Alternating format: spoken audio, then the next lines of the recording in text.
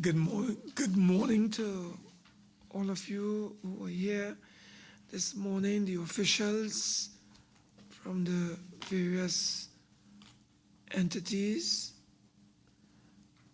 On behalf of the Public Accounts Enterprises Committee, may I formally welcome you all. And I refer specifically to officials from the Ministry of Finance, Investments Division, Ministry of Trade and Industry, and of course, the National Flour Mills. My name is Wade Mark. I'm the chairman of the Public Accounts Enterprises Committee. This committee has a mandate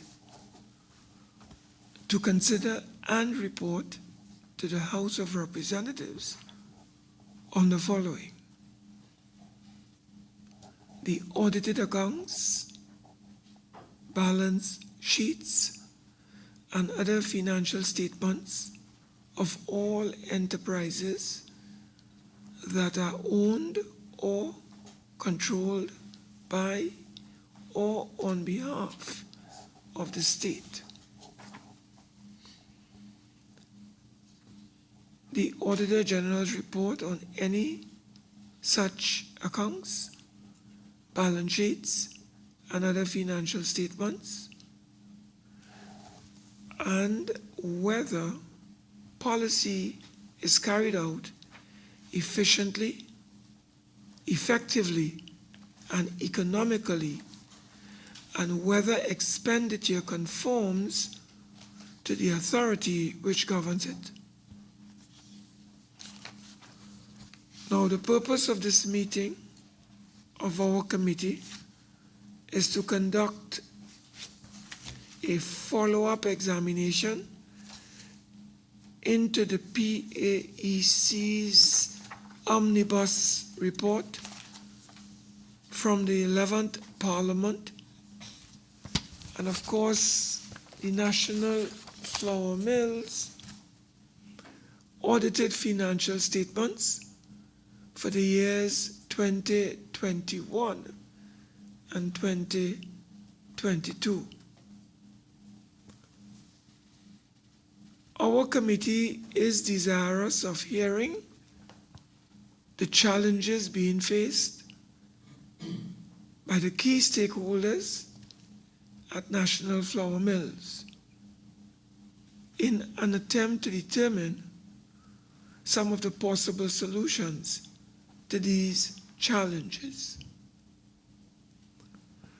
The role of the committee, and I want to emphasize, the role of our committee is to help, may I repeat, to help National Flour Mills improve its delivery of services in an efficient, effective, and economic manner.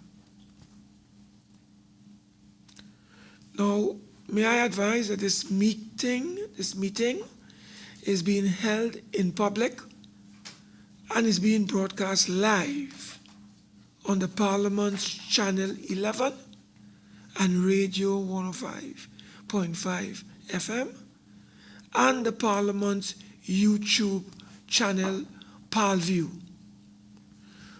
Viewers and listeners can send their comments related to today's topic. They can do so via email, parl101@ttparliament.org, facebook.com/ttparliament, X, formerly Twitter, @ttparliament. At this time, I will ask my colleagues who are members of this committee to introduce themselves, and I'll start with my colleagues on my immediate right. Hi, good morning. Rushton Parry, Vice Chairman. Keith. Good morning, Keith Scotland, member. And Mr. McClatchy. Stephen McClatchy, member. Thank you. I'll now ask representatives to introduce themselves in the following order. Ministry of Finance Investments Division to start, followed by Ministry of Trade and Industry, and finally, National Flour Mills in that order. Ministry of Finance Investment Division. Good morning, everyone. Ryan Maharaj, Director, Agrobase, Manufacturing and Services Sector. Good morning, everyone. Malini Gangapasad, Acting Senior Business Analyst, Ministry of Finance. Good morning, Chairman, members. Randall Karam, Acting Permanent Secretary, Ministry of Trade and Industry. Hi, good morning. Eva Mahabir Das, Deputy Permanent Secretary, Ministry of Trade and Industry. Dennis Scott, Senior. Thank you. Welcome. Good morning, Dennis Scott, Senior Business Analyst, Ministry of Trade and Industry. Good morning, Ian Mitchell, Chief Executive Officer, National Flour Mills. Good morning, Michael Valentine, Chief Financial Officer, National Flour Mills. Good morning, Sati Jagmohan, Corporate Secretary. Thank you. May I at this time invite a representative of the Ministry of Finance Investments Division to make a brief opening statement. Can I invite someone from Ministry of Finance? Good morning, Chair and members of the committee. The Investment Division thank you for the invitation to attend this morning's committee meeting with National Flour Mills Limited. The Investments Division of the Ministry of Finance is responsible for executing the investment policy as prescribed by Cabinet. The mandate of the division includes oversight, monitoring, and where necessary, the rationalization of government equity holdings in commercial enterprises. While the Investments Division is responsible for corporate governance, it collaborates with line ministries in respect of communicating policy issues affecting the state enterprises and ensuring compliance. National Flour Mills engages in the flour milling and feed milling industry of Trinidad and Tobago. NFM was incorporated on September 30th, 1972, with the government of Trinidad and Tobago holding the majority of the issued share capital. In 1995, NFM became a public limited liability company when its shares were sold on the open market and listed on the Trinidad and Tobago Stock Exchange. To date, 49% of its shareholdings is owned by the public and 51% by the government of Trinidad and Tobago through National Enterprises Limited. We look forward to this morning's discussions. Thank you. Yes, thank you very much. I'd like to invite the Permanent Secretary of the Ministry of Trade and Industry to make a brief opening statement at this time. Thank you, Chairman, members. I thank the Public Accounts Enterprises Committee for allowing the Ministry of Trade and Industry the opportunity to be part of its deliberations. As my colleague from the Ministry of Finance indicated, National Flour Mills is an indirectly state-owned state enterprise under the purview of the Ministry of Trade and Industry, with a very wide portfolio involved in flour milling, packaging, animal feed production, dry mix blending, and a wide portfolio of products. NFM, with the support of its line ministry, is actively pursuing strategic initiatives geared towards upgrading its plant operations, new product development, and modernizing its research and development facilities. We welcome the opportunity to participate in the discussions this morning and undertake to provide whatever information that the committee may require. Thank you. Thank you. May I now invite Mr. Ross Alexander, director of one of the directors, I should say, at the National Flour Mills, to make a brief opening statement. Thank you, Chairman. NFM is pleased to be here this morning to discuss our business and provide insight into our progress. For over the 50 years, NFM has provided food and feed products to the people of Trinidad and Tobago at reasonable prices, despite the challenges faced in the external market. As a company, we have grown from strength to strength. Within the last 10 years, the company has significantly invested in upgrading its plant and facilities. While there is still a long way to go, we are quite pleased that we have met international standards, as evidenced by the achievement of our SQF Food Safety Certificate in 2022. We have also made and will continue to make significant investment in plant and machinery. We recently commissioned a new packaging line, with other packaging lines upgrades are expected within the next 6 months. Concurrently, we have invested in our people. The sustainable growth and development of NFM requires the appropriate skill mix and talent. As the environment in which we operate continues to evolve, so too must our ability to adapt. And our performance management system is geared to ensuring that we have the right skill sets to remain competitive.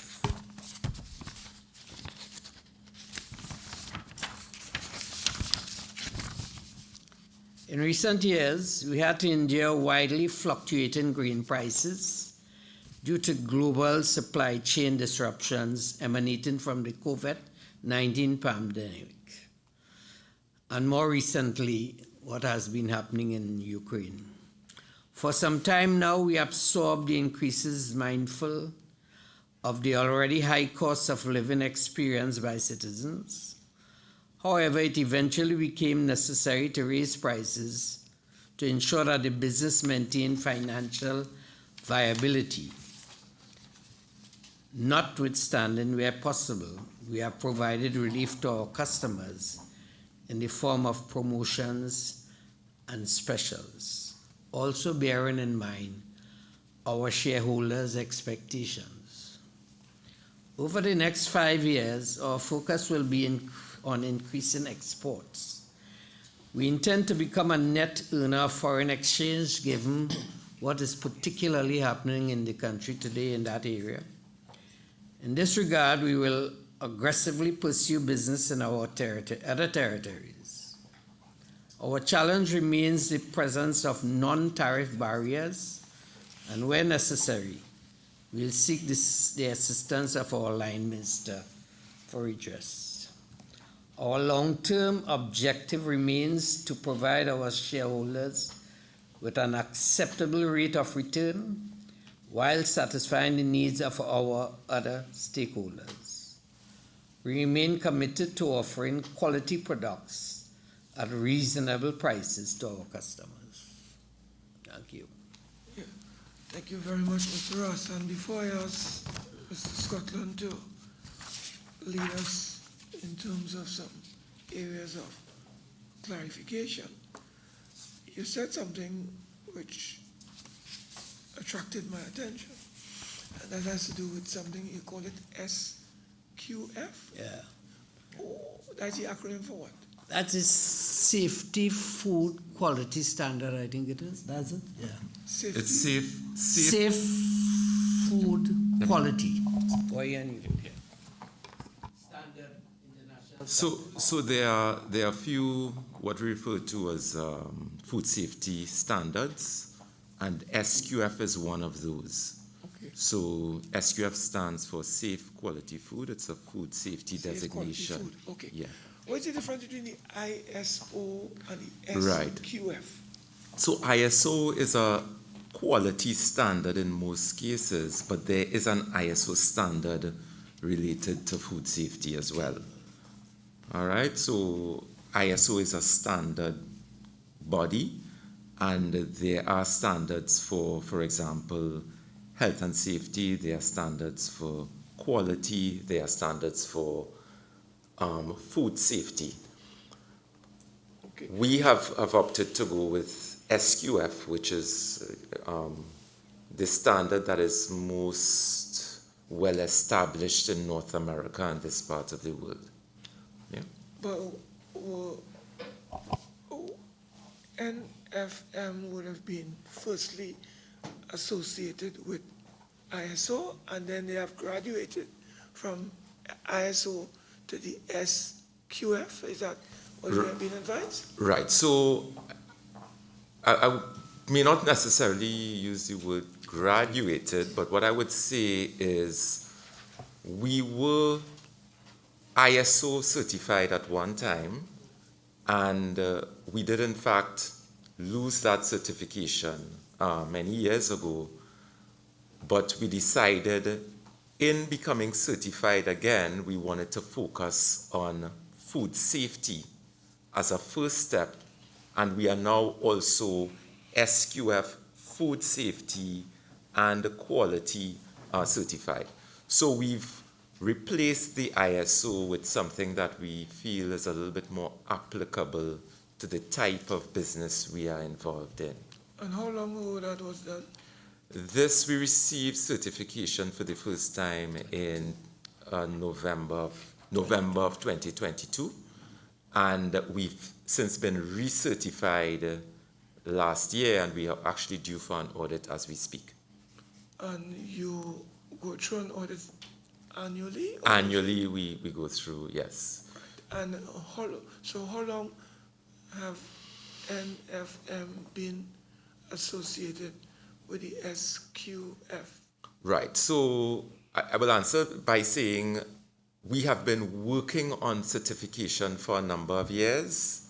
We achieved the certification on our first try. So what we did is, obviously the standard is very detailed, and it outlines what the requirements are and so on. And with it's a lot of work that has to go in from the standpoint of upgrading your facilities on the one hand, and on the other hand, upgrading your processes and the way you work and how your people operate and what sort of systems you have in place. And so it took us a few years to get those things done with a lot of upgrades and so on and so on over the years. And we actually achieved the certification in November of 2022.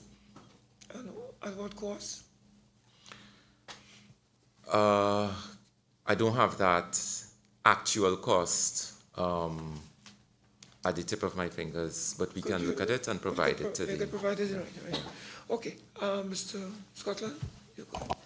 Thank you very much, Chairman. Through you, may I ask the National Flour Mills, based on your responses to us from your document response to PAC request, written submissions at page 6, as it relates to the concept of improving sales, gross profit, and net profit. Can you specify how and what were your marketing initiatives used by the National Flour Mills to increase its yearly sales? Thank you for the question, Mr. Scotland. So, NFM in the year 2022 launched what, and if you, there's a timeline on page 6. I've seen the timeline. I'm coming to it all. Yeah. I've seen the timeline. So what you would see just before that is what we refer to as a strategy map. And so we engaged on a very interesting exercise of establishing what our strategy was going to be. We employed an approach that is known as the balanced scorecard. And what we did was we identified 2 pillars on which we would build the strategy of the organization. One pillar being that of operational excellence, which really speaks to how we perform as a business and do the things that we have to do even better. And the second pillar was related to growth through innovation. And on that pillar, our focus was on improving our existing range of products on the one hand, and on the other hand, introducing new, more interesting and exciting products that would meet the needs of our customers and that would allow us to travel a little better. And by travel a little better, I mean be more suitable for export, because as you would appreciate, there is a lot of competition in terms of flour products in the Caribbean, in CARICOM, because there are several mills in CARICOM.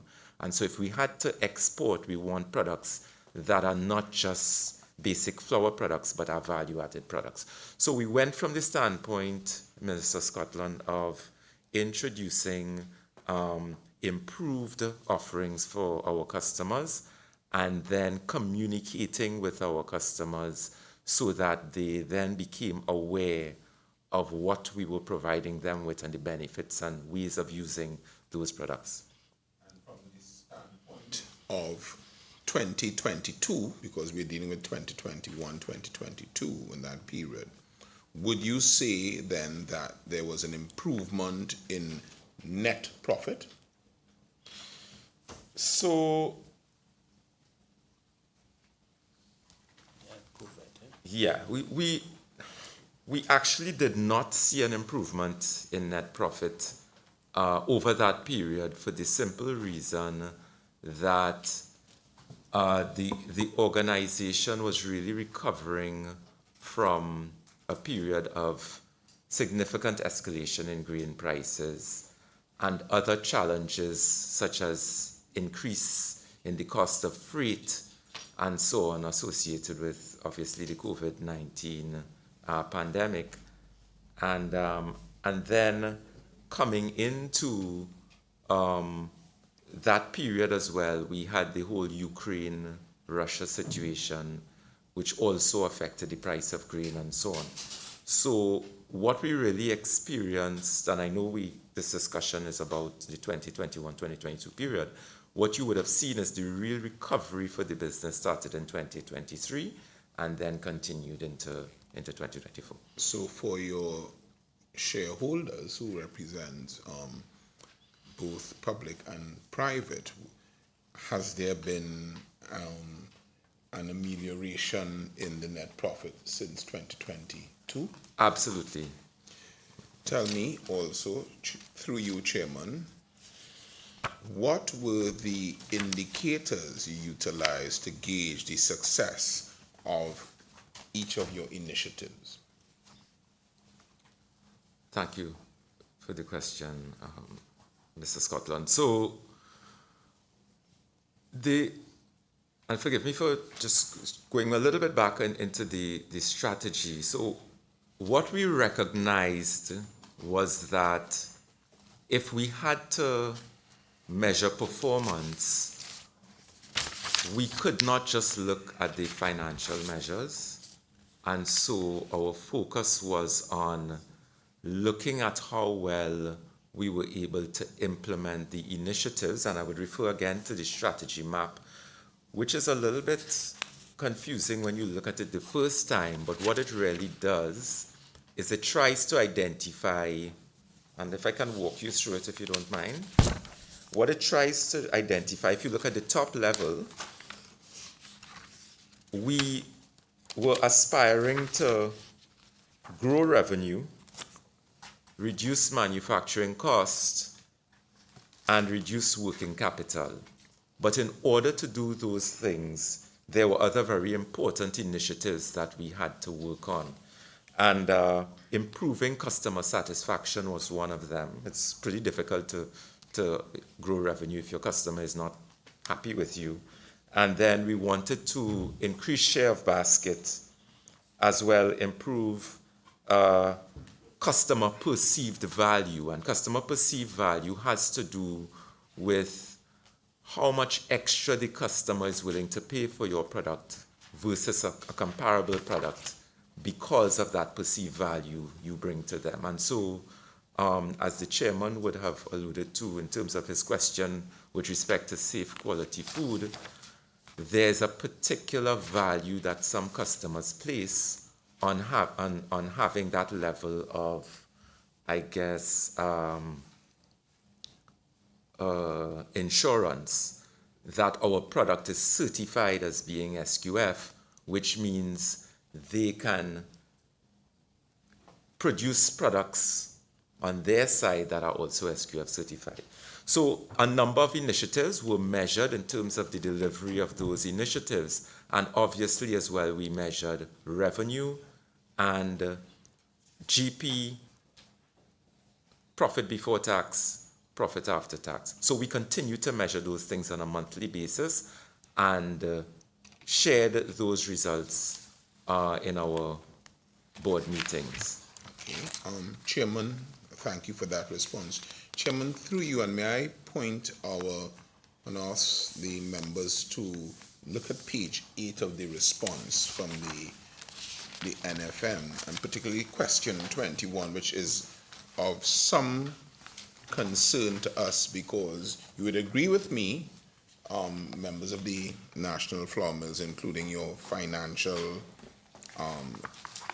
personnel who is here today, that collection of outstanding receivables is a main indicator or main component of your net profit and even your gross profits.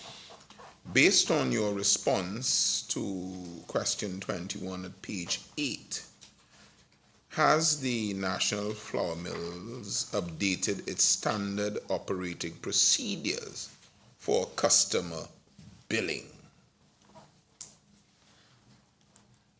So the short answer is yes. We had an approach which we call the comprehensive billing process, which proved to be very much problematic, and it did not deliver the desired result. I'm at page 8. Yes, go ahead. Yeah, it did not deliver the desired result. There were some complications, and I think what one of the things that the approaches that we've always maintained is that if we try to make an improvement and we realize it's not delivering the desired result, we have to go back to the drawing board.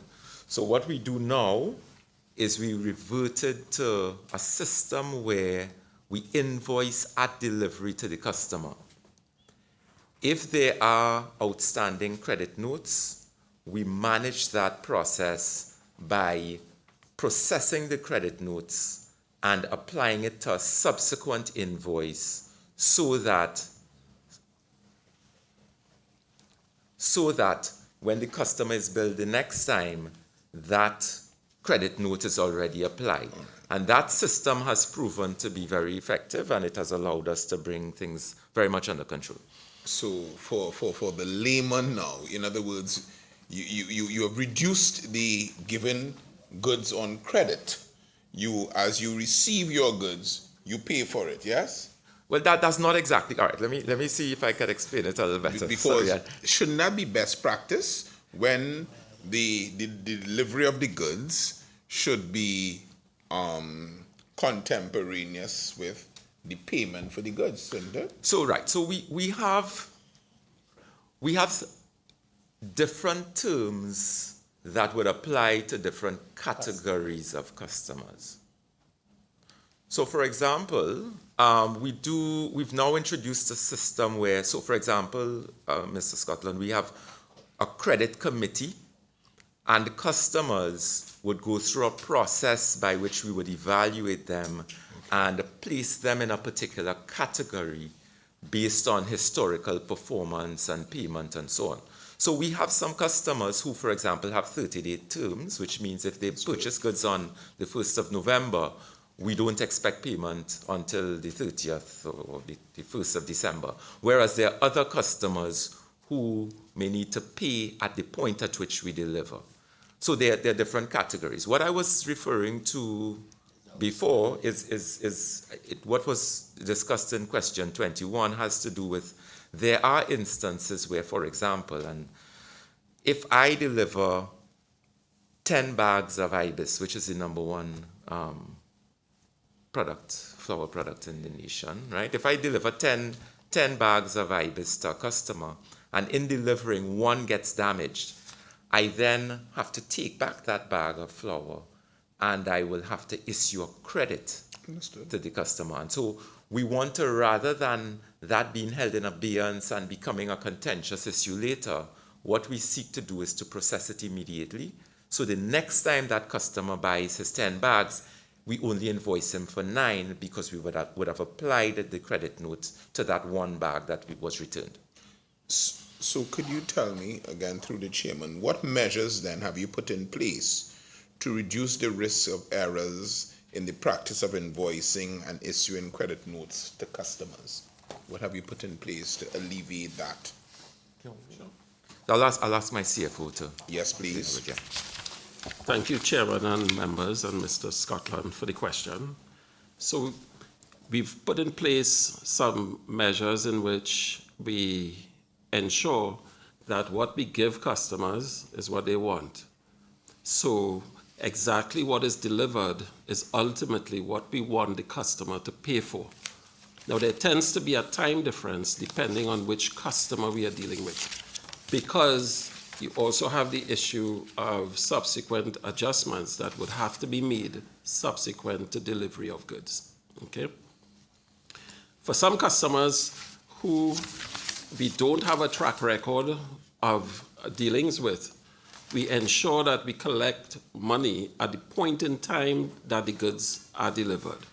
So, for example, they would come to Carlson Field or they will come to the Port of Spain office and they will pay at that point and then they will leave with their goods. But there are some customers, for example, bulk customers that we supply to the large industrial customers. They will not pay immediately.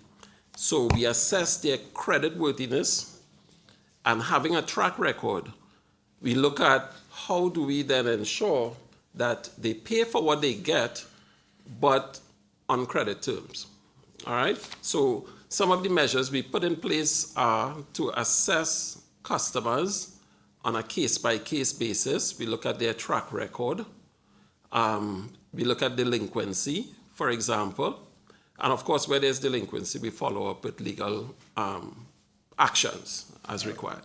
All right? I would hope so. Right? What we also do is that we ensure that the delivery process is in sync with the billing process and with the collection process. So what I can tell you, one of the significant improvements we have made through the credit committee is to ensure that there's good integration between order fulfillment, delivery, and collection. And that has really rebounded to our benefit.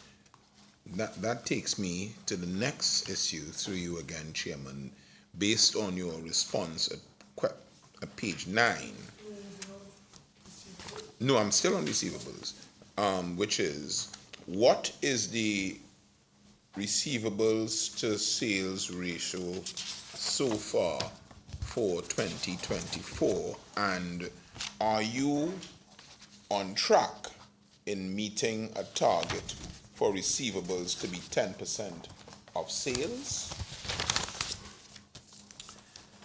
So for 2021, the trade receivables to revenue percentage was 13%.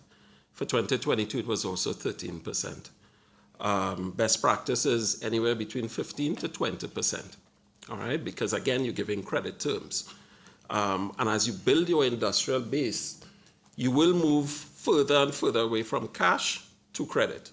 So you will automatically start having a large percentage of your trade receivables percentage growing compared to your revenue, right? So that is a natural progression, if you want. Well, would you call it a progression? In other words, you're delivering the goods, Chair. What it's saying, they're delivering the goods, but they're moving away from collecting for the goods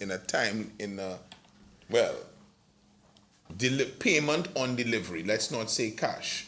Can't you implement a system not akin to cash, but aligned with payment on delivery, not to increase? In other words, what you are saying is counterintuitive to your stated plan of reducing receivables 10%.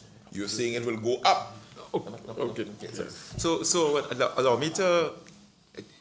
This is very interesting, and I like the question because it is something that, as we started growing the business, it became apparent to us that, and I can say to you, when we take the steps that we are taking to improve the quality of the product, to introduce food safety and that sort of thing, it then attracts a different type of customer to our doorstep.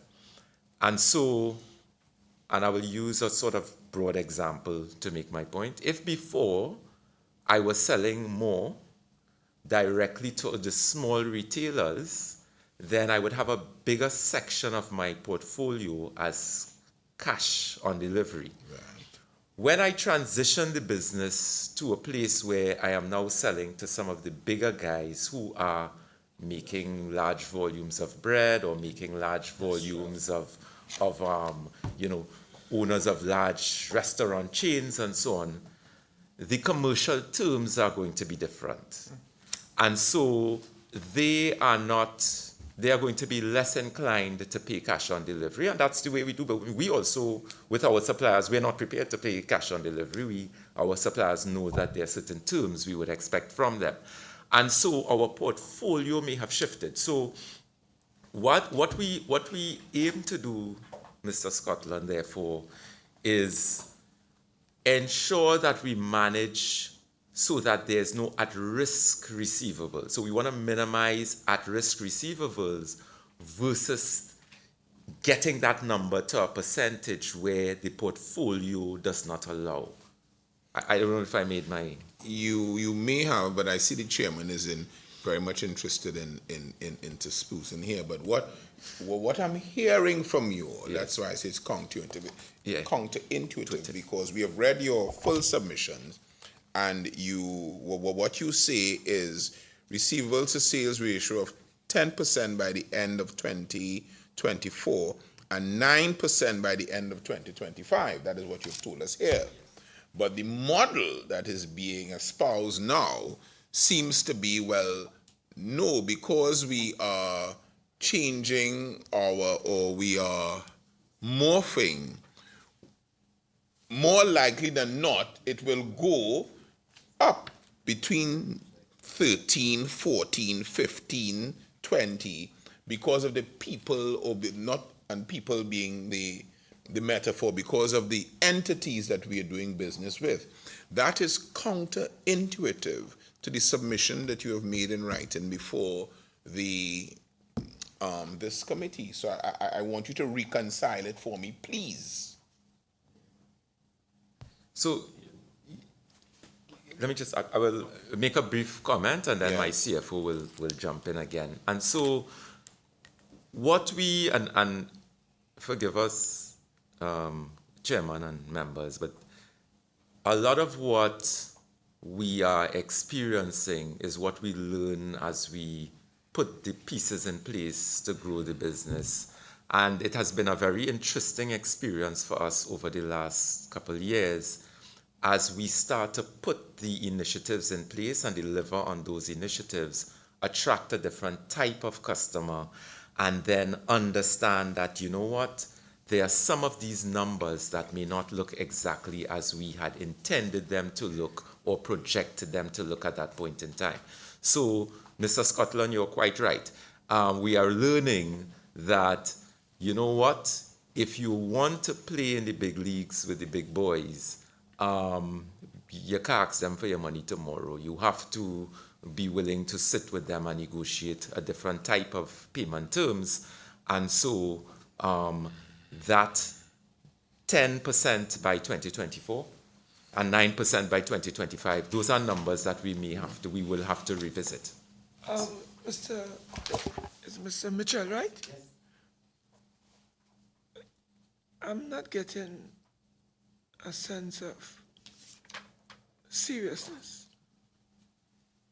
as it relates to a very important state enterprise that is supposed to be generating gross profits of some $92 million from what I'm seeing here. And your net profit is just about 6 in 22. I only go to 2021. It was just about 1.3 or thereabouts. The question here is this. NFM is not a parlor. And I don't even think a parlor could be run like this. I am astounded, flabbergasted,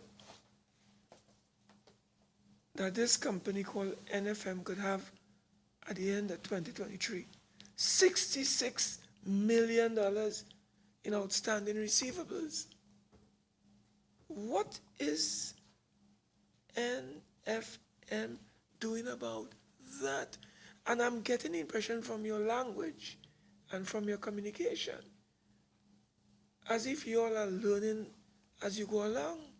How long have you been CEO of this company? Just under 4 years, Chairman. Yeah, but that is sufficient time for you all to have put in place certain procedures to ensure that the taxpayers and shareholders, I'm a shareholder, do not have outstanding some 66 million. Who are these people who owe National Flour Mills $66 million? So, Chairman, let me try to explain. No. Before you explain, yes. I would like to ask that you provide to this committee a list of all customers who are owing beyond the credit deadlines that you have said. Some have 30 days, some have 60 days, some have 90 days. How the names of these people that are owing money to NFM, and the sums that are owed, and the period of time that this thing is outstanding. Because certainly I'm not satisfied from what I'm hearing thus far. And I interrupted my colleague because I find it very surprising that this could be taking place in a very important organization like the NFM. Okay, so I will pause at this time because I don't want to take up too much of time, but I'm going to ask the secretary, and through the secretary, for you to put in writing. Yes, Chairman. And send to this committee, through the secretary, all those persons, organizations, companies that owe the 66. And that is at the end of 2023. As we speak, we are now in November of 2024. Has that decreased or has that increased? The 66 million, has that increased? Has that decreased? Could you tell us? So, Chairman, if you would permit me, I'm asking permission to just clarify something. This 66 million is not past due receivables. It comprises receivables that are within the period based on the credit terms with the customers, and some of it may be receivables that are past due. So I just wanted to clarify that. Let me see if I can add a little bit more. Well, before you add, Yes. well, I think you clarify a good point. Right.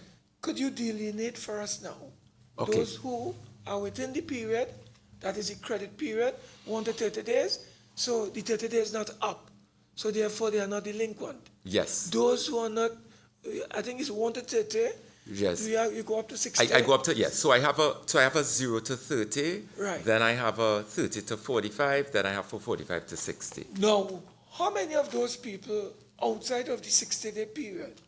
Right. So we can look at that. We can provide you with that information. Right. Jim. So Yes. that So, but I just wanted to clarify that because I didn't want it to. I realize in explaining it, I may not have been specific enough in explaining that those are not at risk. Those will. So, for example, if I deliver to a customer today $100,000 in goods, by tomorrow I have $100,000 in receivables, even if that customer has 45 days terms in order to pay me. So that's what that account, it must show up on your liabilities because it is money owed to. That is just how the accounting works.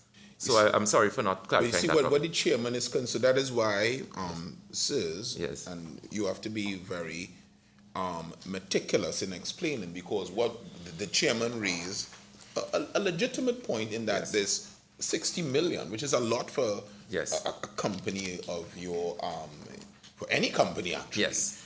And what we'd want you to do, as you have just explained, that debt is within the period, yes? Yes. And there may be some customers who are out with the period, Yes. which means that they would be at risk. But would you put that in writing for us, We will please? do And that. it must be under confidential cover, Chair, Yes. because we don't want your customers to feel that you are there giving. Now, you must pay it to us. Yes. But it must be under confidential cover. You have your legal personnel, your corporate secretary in the back. Yes. I'm sure that your corporate secretary will give you the advice as to what are the parameters within which you can disclose it. But it's very important because we need to get a sense. Chairman, piggybacking on you, I want us to turn to page 6 of their timeline. Member McClatchy, I was just looking at one area that you raised when we were having our in-camera. Under the timeline, and we are dealing specifically with the period 2022, which is at page 6 of 30 of their document. Mm-hmm. And you must give the PAC some credit that we understand what you provided there. We understand everything. We understand it's not at all confusing and it's not technical to us. Under culture change, you have a submission. Culture change has started and the shift is being made with technology and new plant and equipment. New line extensions are launched. Did that actually happen, or is this a statement of intent for 2022? So again, very, very good question, Mr. Scotland, and I appreciate that the committee has taken the time to understand the strategy and so on. So what the timeline represents is just a simplification of the strategy, and it kind of, this is what, and I'm pleased to say, this is what we had, this was an original part of the strategy when we did it in 2022, and I'm pleased to say that this has in fact happened. The initiatives related to culture change, training up of our people, and if you don't mind, Member Scotland, I'll give a little details if it's okay with you. So for example, we now have at NFM trained technical people both in the area of food and feed. We now have operators who are skilled enough to operate several lines versus just being able to operate one line. Technology changes have in fact happened. Those have happened a little later than we originally planned, more coming into 2023. The upgrade of our 2 kg line. We recently did a complete upgrade of our dry mix packaging lines, so that very soon what you would be seeing on on the shelf is products that are packaged in a different format in what we refer to as more customer or consumer-centric packaging. And technology changes. We now have what we refer to as customer relationship management technology. So our salesmen no longer work with a notepad. They work with tablets and they take the orders, and the orders are uploaded real time and so on. As part of our technology change, I can, if I wanted to, I can actually pick up my phone and see what the production is like on some of our packaging lines, or whether the mill is, I can't see the mill, but our millers are able to see whether the mill is running. So those are the sort of things that we wanted to do, and we have in fact done them. The line extension, that may be the most, the one that attracted the most attention was our extension of the Lotus range of products to introduce a blended cassava and wheat offering. All right. So all of these, so to answer your question in summary, Mr. Scotland, we are in fact moving along with the timeline that we had anticipated or that we had planned in delivering the strategy of national farmers. Chairman, if I may, Member McClatchy had asked, so I will give way. If I may just interject a bit, and as we are on it, because I had some questions that I was going to raise in this realm. Yes. And therefore, I think rather than repeat it, it's a good place to jump in and start. There are two things. I was looking at your process, your strategy map, yes, and your timeline, and a couple of things jumped out based on the internal controls that we would have looked at. And when we speak of technology, we could speak about it in two distinct realms. One is plant and machinery, and the other is in business processes. And when I look, for instance, at quadrant for internal processes, I see re-engineer business process. Business process as distinct from operational business process, if I'm making sense here. All right, so there are two things. And then when I look at organizational capacity, I see improved technology, and then on the timeline, you have diversification for 2024. And what it says to me is, and my inquiry is really, these are all about integrating processes from receipt of raw materials straight into receipt of payment. And it was noted in 2022 that by the auditors that there was a deficiency in, for instance, your inventory, your plant and your plant and so on. And I just wanted to get a sense of what has been done to move flour mills into a space where you are now having integration between all the lines from a business perspective. And you gave a good example of being able to use a pad now and record orders and things. I'm just trying to get a sense of how integrated that has become. That is really a very good, thank you very much for that question. So, interestingly, the current ERP that we use, which is I would say, the nervous system that runs through the organization from an information technology, from a business process standpoint, there is a significant gap as it relates to certain aspects of connecting the plant to the financial and the commercial side. And so what we have at present is a system where there's a requirement, there's a need for manual intervention to get us from the plant to some parts of that finance and commercial value chain. We are currently in the process of implementing a new ERP, and as part of that, in fact, we are 90% implemented. We actually have a team of expert users who are currently using the system in what we refer to as a sandbox, right? And so let me jump across in between that. So here you have new ERP, which is going to be end-to-end. Everything we just discussed, fully integrated from the purchasing of raw materials, receiving those raw materials, managing inventory, buying spares, planning production, material requirement planning being done, and prompting when orders must be placed to replenish stock, all the way to production, all the way to production planning, prompting when we need to produce more to meet the demands of the sales and so on, to customer relationship management. We are now playing with that in the sandbox to test, ensure that it works properly.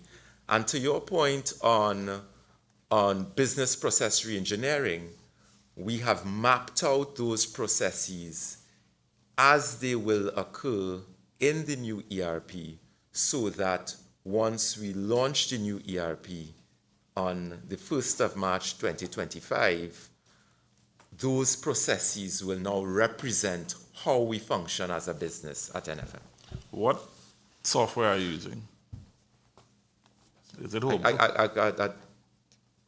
I can tell you, but I don't know. It's something called Best Mix, but it's on a Microsoft D365 platform. What Best Mix does is it allows us to do something we refer to as recipe management, which helps you to manage the costs of your processing and so on in the plant. Yeah. End of or by second quarter 2025, you should be in its early implementation stages. We should be using it, yes. Okay. Well, you have about a year trouble to get, so. I just want to add one thing. So one of the approaches we adopted, and I can sense you have some experience in that field.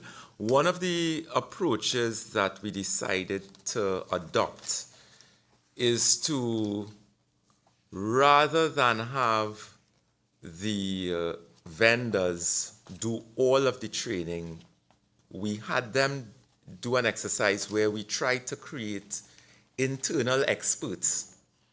And so those experts are who are going to train the rest of our staff, supported by the vendor, with the hope that with that cadre of internal expertise, it should make the learning curve a little bit easier for us. Mr. Chair. So I want to look at two documents that you would have included in your package for submission, and that would have been the two internal control documents, one for 2021 and one for 2022. Now, what I have done in terms of reading both documents, I took a look at what the internal control memorandum, some of the issues that were raised, and I looked at the 2022 report to see how disciplined as an organization you are to take the advice of those control mechanisms and see what was done and what was the assessment made for 2022. Now we're in 2024, so I suspect, based on the analysis, that I would probably hint on some of the issues that would have existed in 2022. That may not be the case today. So in fairness to you, if it's not very lengthy, but if you can identify as we go along after that, improvements would have been made on these issues and they're no longer existing, or whether they're still a challenge at the end of the day. So in terms of the assessment coming out of 2022, that internal control report, there were issues raised around some improvements between 21 and 22 in terms of audit preparedness. Clearly, there was some there was some resolution to technical difficulties in dealing with audit documents that I see some management decisions were made, and there was some improvement in 22. I saw also that there was some improvement in terms of training for finance staff, yes, which was identified in 21, which was dealt with in 22. Yeah. There was a section under inventory automation initiatives, where there was some improvement in terms of the automation and inventory tracking as well. There was also an issue in terms of this expected credit loss ELC model, where again I saw there was some improvement in terms of getting some compliance with the IFRS 9 standards. Issues that pop out that what I want you to address, whether it's still existing today in 2024, and perhaps you can take it one at a time. So in terms of the manual inventory process, there was still instances of high dependency on spreadsheets and limited integration between subledgers and the general ledger. That was flagged. Is that an issue today? So I will let my CFO answer, but I will just give a short remark, just to give a little context. When we did an audit of the existing ERP, and we tried to work with the vendor, the guys who managed this solution with us, we got to the point where we felt it was becoming very difficult to get that level of integration that we wanted with the existing solution. It was also going to be costly. And we felt this is when we made the decision. We already had other concerns and so on, that we should do a proposal to give consideration to a new ERP. All right? But unless this is an area that I'll ask my CFO to jump in and deal with the specific questions. Yes.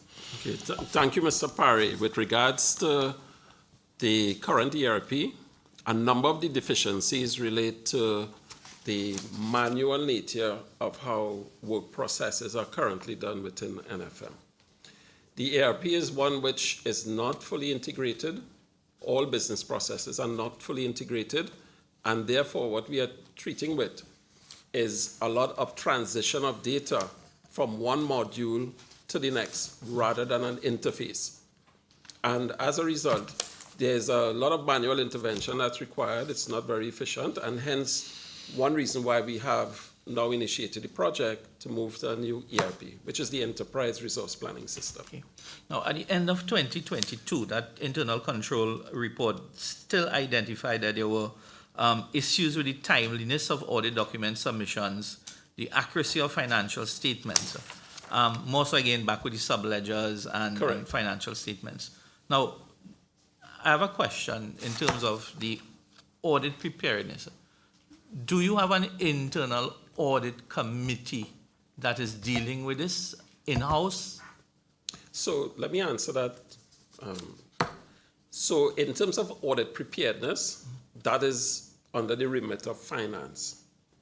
At the time that those audits were done, there were not sufficient qualified accountants within finance.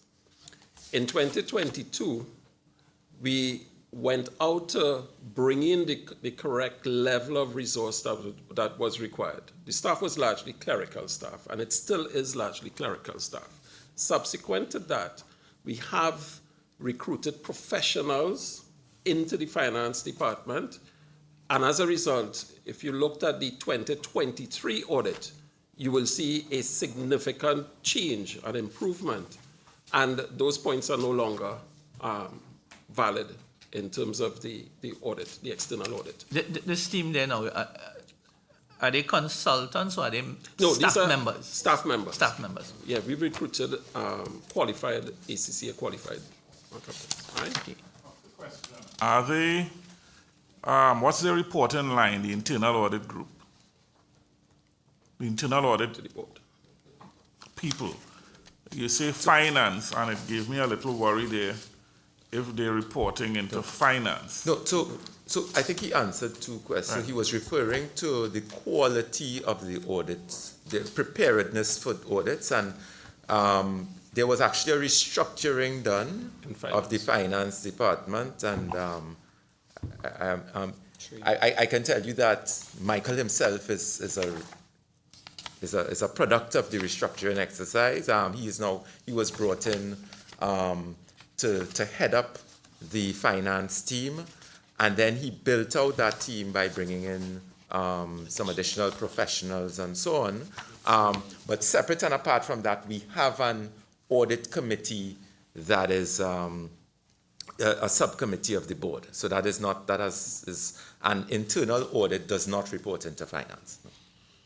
So those issues are no longer on the table in terms of Those now have, having. yeah, so those have, so while the issue of the integration of the some of the sub-ledgers and specifically the inventory sub-ledgers to the general ledger still remains, what we did, I'll just give a little clarification there. What we did is we brought in an expert to help us design some Power Query type reports that would make that process less onerous and allow for greater accuracy in, even though it's not integrated via an API or direct integration, right? So that is, those problems still exist and will exist until we implement the new ERP.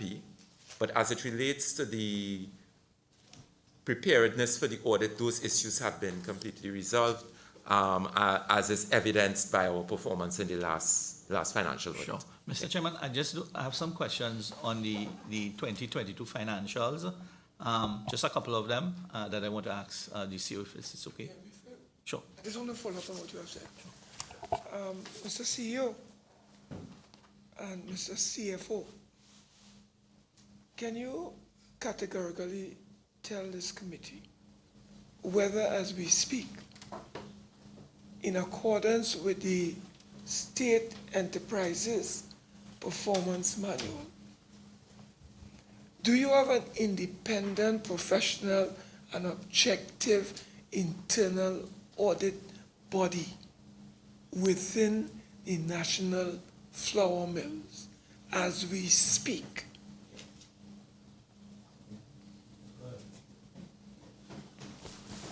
So, Chairman, we do have an internal audit service that is provided by a contracted firm. No. You are not a small company. What are you talking about? A contract? A contracted firm? No. We're not talking about a contracted firm. I'm saying in accordance with the state, there's a manual. I don't know if you're familiar with it, you know. There's something called the State Enterprises Performance Monitoring Manual. I'm getting the impression that National Flour Mills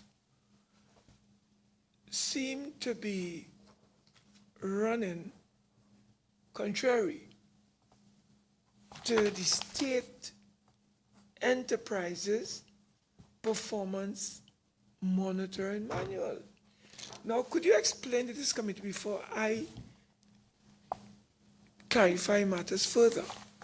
When you said that you have contracted personnel to conduct your internal audit function, because I think that was your conclusion you were headed. Can you explain? Chairman, maybe I should say something here. We had problems in that area. Our auditor left, for better or whatever.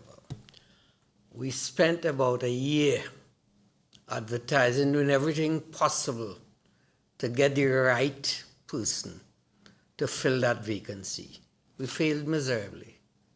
Up to today is difficult. I don't know what is the situation in the country, but it's very difficult to get real qualified auditing people.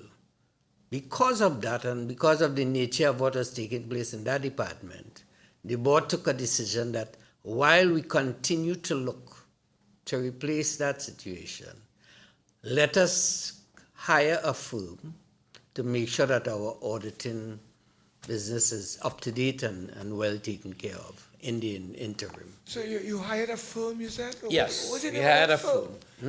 How was that done? We went out to tender and we got people to, apply and whatever. You said you advertised Mr. Ross, right? Yes, for an auditor. For an auditor. And how long that went on for? Almost a year. And you all were not. No, and getting proper people to do the auditing. Did you raise that with the ministry, your line ministry? Because they are the line ministry and they are supposed to be responsible for at least supervising, reporting, monitoring on behalf of Corporation Seoul. At the time, Chair, the then chairman was liaising with the ministry at the time. That chairman has subsequently left. He has left. He has left or has been removed? I don't know. He just decided that he's not available anymore. He's not available? Yeah. No. Continue. My information, and let us be frank here. Yes. We have been advised that your company and some of its personnel has refused to adhere to the State Enterprises Performance Monitoring Manual. And I have information, and you can deny or you can confirm, that NFM, through its CEO, and Mr. Mitchell, you are here, and the former chairman who has been removed. So he's not missing, The government, the major shareholder, 51% on behalf of the people, removed him. Well, Chairman, may I interject here, because I really must interject, because the government is entitled with whatever information. Chairman, may I respectfully interject here?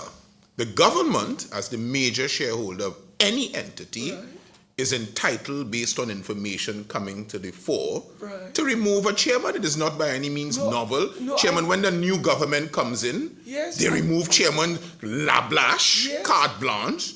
So I don't see there be any chairman. Well, good. But Chairman, yes. All I'm saying is that having removed that particular chairman, I am asking simply whether it was as a result of that chairman refusing to provide to the Ministry of Trade and Industry with board minutes, which they are supposed to supply on a monthly basis under the State Enterprise Monitoring Manual. Well, Chairman, there are two things happening here, and I don't know why the corporate secretary doesn't speak. You ask a legitimate question whether or not the implementation of an independent audit facility pending the coming on board of someone internal, if that offends the public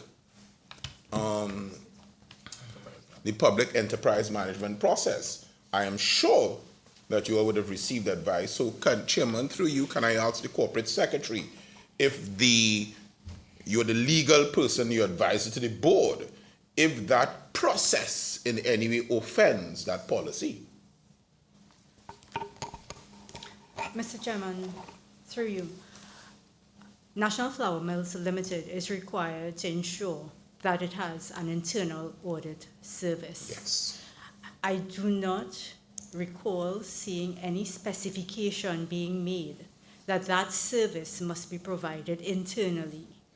The requirement is for the provision of an internal audit service to ensure proper governance and transparency. NFM has complied with that requirement by providing an internal audit service.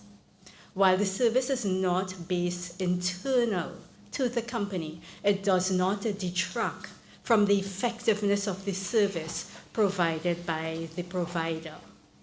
Madam Corporate Secretary, be careful. You know that the Act, the Companies Act, mandates that one of the most important organ of any company must be an audit committee. In light of what you have just told us, pardon?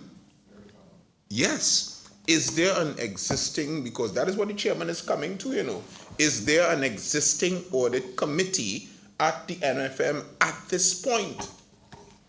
Mr. Chairman, again, through you, in accordance with the Companies Act, NFM has in place and has always had in place an audit committee of the board.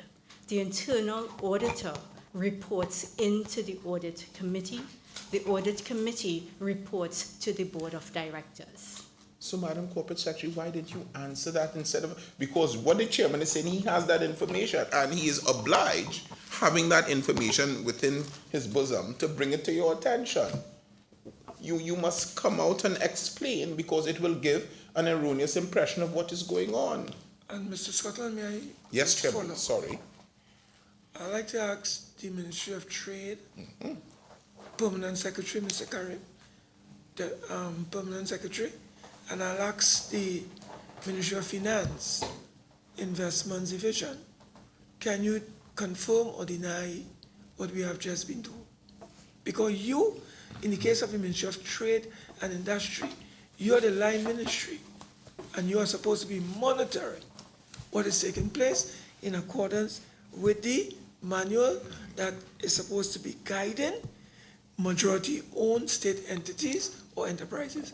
Can you confirm or deny what we have just been told, that there is, in fact, an independent, objective, professional audit committee that has been established at NFM and that reports to the board of directors directly through an audit committee established by the board of directors, and not to the CEO, and not to the CEO. That is what we want to have clarified. And Chairman and members of the committee, I'm happy to clarify that categorically. The gentleman to my left, Mr. Alexander, is in fact the chairman of the subcommittee, internal audit subcommittee of the board of directors of National Flour Mills. And that subcommittee is responsible for the functions of the, for internal audit. I think the committee is having a discussion on whether in fact the use of the external service is in fact in violation of the State Enterprises Performance Manual. As the Corporate Secretary have indicated, the manual requires state enterprises to have an internal audit service. We are not of the opinion that what is in fact taking place at the NFM is in violation of the State Enterprises Performance Manual. As to whether that is an optimal solution, an optimal arrangement, or is the best practice, that obviously is for the committee to consider. But as it stands, we are not of the opinion that there is any violation of the State Enterprise Performance Manual, and we are satisfied that the Board of Directors has in fact, do in fact meet the requirements of the manual. No. Mr. Chairman, could I just... Hold on, Mr. Alexander, hold on.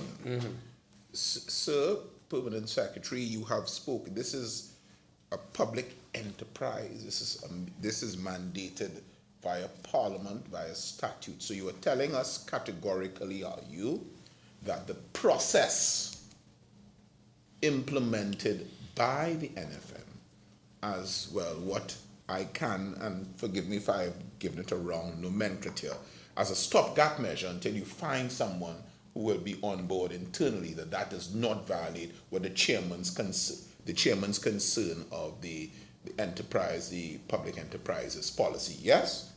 Categorically, it does not violate. Tell me something then, and now we'll go to Mr. Alexander, Chairman, through you. If you have been throwing your net out on one side and you're catching no fish locally for a year, you can't get an auditor, which is very strange to me. Because, Chairman, you know they come out from the university every year. We can't, and what is it that your package is not attractive enough? Well, why don't you go regionally or internationally to attract? You have the Minister of Labour here to attract personnel who are qualified to assuage, because listen, it's a fear that the chairman has And it's a disquiet that he has, and it's based on his mandate. All right? We've gotten the answer, there's nothing wrong with it. But why don't you, as a matter of urgency, seek other recruitment processes in order to address that situation? The board have been discussing this continuously. Even when we were thinking in terms of doing what we did, we sought legal advice as well to make sure that, to be quite honest, we prefer having somebody as an employee of National Flour Mill. That's what are the preferences. Ironically, it's difficult to get somebody. And I mean, don't let us ignore the question of costs as well, you know, man. We are in a serious mode of cost cutting. We can't bring in an auditor who might demand more. You know, the point is we have searched, we have not gone internationally. Maybe we might have to consider that. Or regionally. Yes. But presently, we are very satisfied with the performance of the people that we have hired. And as a matter of fact, they're doing an excellent job at less cost, to be quite honest. So that is something we welcome. It's not that, now if we had problems, say, from our external auditors, then we would have to have considered, you know, all sorts of other alternatives. But presently, the external auditors have no problem with our independent contractor. And they have none. As a matter of fact, they have seen an improvement, to be quite honest. But the chairman may have hit the nail on the head when he introduced the Ministry of Finance and Ministry of Trade. Ministry of Finance, Ministry of Trade. What are these two entities doing in order to assist the national flour mills? Chairman, may I ask it specifically with this situation, but in a general sense, I was coming to that issue because the disquiet of the chairman is as follows. He has received information which turned out to be credible from the foundation because there's no internal person. Chairman, I think we have clarified that there's someone external, and the person, the external entity seems to be in keeping with the law. And according to you, and we take your word for it, sir, even the external auditors have seen an improvement. But you would agree with me that that is not the ideal position. We agree with that. Structure, because I've looked at your org structure. That is why we continue to look. Structure. Yes. No, but you see, what you told us there is what they're saying, Chair, is the independent person is doing well, you know. So is that one of the reasons? You'll answer me that later. Well, we're not looking hard enough because what we are getting is good. But let me turn to the Ministry of Trade and Finance. What is the position of the Ministry of Trade and Industry and the Ministry of Finance as it relates to assisting the national flour mills in the attainment of their mandate? Yeah, Ministry of Finance, and then we'll go back to Trade. Yeah, thank you, Chairman. Well, first of all, NFM is an indirectly owned state enterprise, but notwithstanding that, any issues or any support they need, they come to the Ministry of Finance. In terms of the audit function, yes, it is not in breach of the manual if they outsource their audit function once the service they're providing meets the standard of NFM. No, I've asked a general question now. What is the ministry? This is the Ministry of Trade, is it? Finance. Finance. What are you doing now as the line ministry as it relates to finance? Are you in any synergies with the national flour mills to assist them to assist it in achieving its mandate? And what is being done? That is my question to you, through the chair, of course. Yeah, thank you, Member. Through the chair. Well, our role in the Investments Division is more of corporate governance, and our role is to ensure that the reports and so on submitted by NFM is is up to date and so on. However, we have a problem with that because we are not getting any reports based on the monitoring manual from the state entity because of legal advice that was provided that they don't need to support documents as in the manual to the Investments Division. However, that legal advice that NFM received is under review by the Ministry of Finance. Oh, so it's not due to, it's due to non-compliance, but non-compliance based on legal advice, which is under review. Yes. And may I then ask Flour Mills personnel, if that advice, as it may turn out, seems to be erroneous, would the NFM be willing to comply with the legitimate requests of the Ministry of Finance?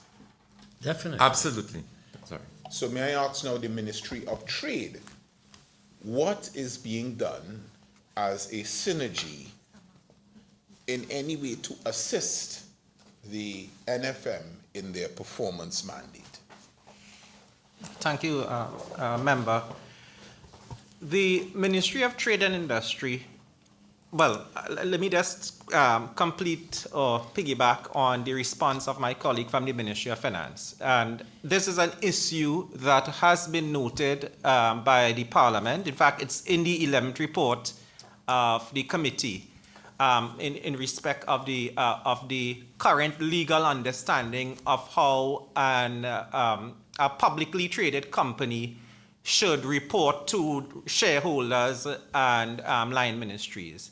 As the Ministry of Finance have indicated, based on a request from the Ministry of Trade and Industry, we have asked the Ministry of Finance to review that legal opinion, and we are aware that they are actively they have sought that advice and they're seeking to clarify that legal relationship. Notwithstanding, the Ministry of Trade and Industry has a relatively excellent working relationship with the national flour mills as it relates to general coordination of public policy. So at an operational level, the Minister of Trade and Industry meets with the management of NFM, the board of NFM as required in respect of the exercise of public policy relating to flour, price, not prices because that's commercially driven, but general issues relating to the company. Bearing in mind, as I've just stated, that the company is a publicly traded company, and of course they are governed by their understanding of the law and what the law requires them to do. Operationally, we meet on just yesterday. Mr. Mitchell and I and the Ministers of Trade and Agriculture were at a meeting discussing a major initiative of the government. So operationally, there's general coordination of different issues and projects. Admittedly, as we have just discerned, the compliance aspect of the working relationship needs to be clarified, so that proper oversight can be given to the company. Ministry of Finance, through you, Chair, why is this taking so long? If you understand the Chairman, you have to understand his pet peeve is compliance. And when there's non-compliance, rightfully so, he gets agitated. The committee would like compliance. Why is this taking so long? And I hope, and I say this as we're here, if the advice comes out to where either party is dissatisfied, no one here has any horses, any race, we're all one team. So I hope it doesn't end up in another place where the interest of the public is not served. I will put it that way, and I would leave it. But why is it taking so long to resolve this issue, Ministry of Finance? Thank you, Member, for the question. That opinion we got, that was a 20-year-old opinion sometime back in 2003. It was only this year that the Minister of Finance decided that he wanted to review that opinion, and we had hired a senior counsel to look into it, and we are still waiting on that report. All right. Chairman, may I? Sorry, Mr. Parry. Sorry, Member. Okay. I just want for a point of clarity here, right? We seem to be going around the mulberry bush with regards to the reporting. Just for my clarity, NFM is a state enterprise, yes? Yes or no? Yes, Right. indirectly. Yeah. Indirectly. My understanding that state enterprises report via their manual to a line ministry. And in this case, the line ministry for NFM is the Ministry of Trade. What I'm hearing from the Ministry of Finance is that there is some legal opinion that says, if I were to understand him correctly, that there is no legal requirement for NFM to report in some specific way based on the manual to the line ministry. Is that correct? That there is no legal requirement that they must do it. Well, is that, Before you answer, I just want to embellish. Specifically, Permanent Secretary, Ministry of Trade and Industry. Are you in receipt of minutes? Are you in receipt of minutes of the Board of Directors of NFM for the last 15 months as a result of this legal opinion that says that the NFM is not compelled legally to supply you, the Ministry of Trade and Industry, with any minutes of their board proceedings? Can you confirm or deny? So we are not in receipt of any board minutes from the National Flour Mills. For the last 15 months. More than 15 months. Why?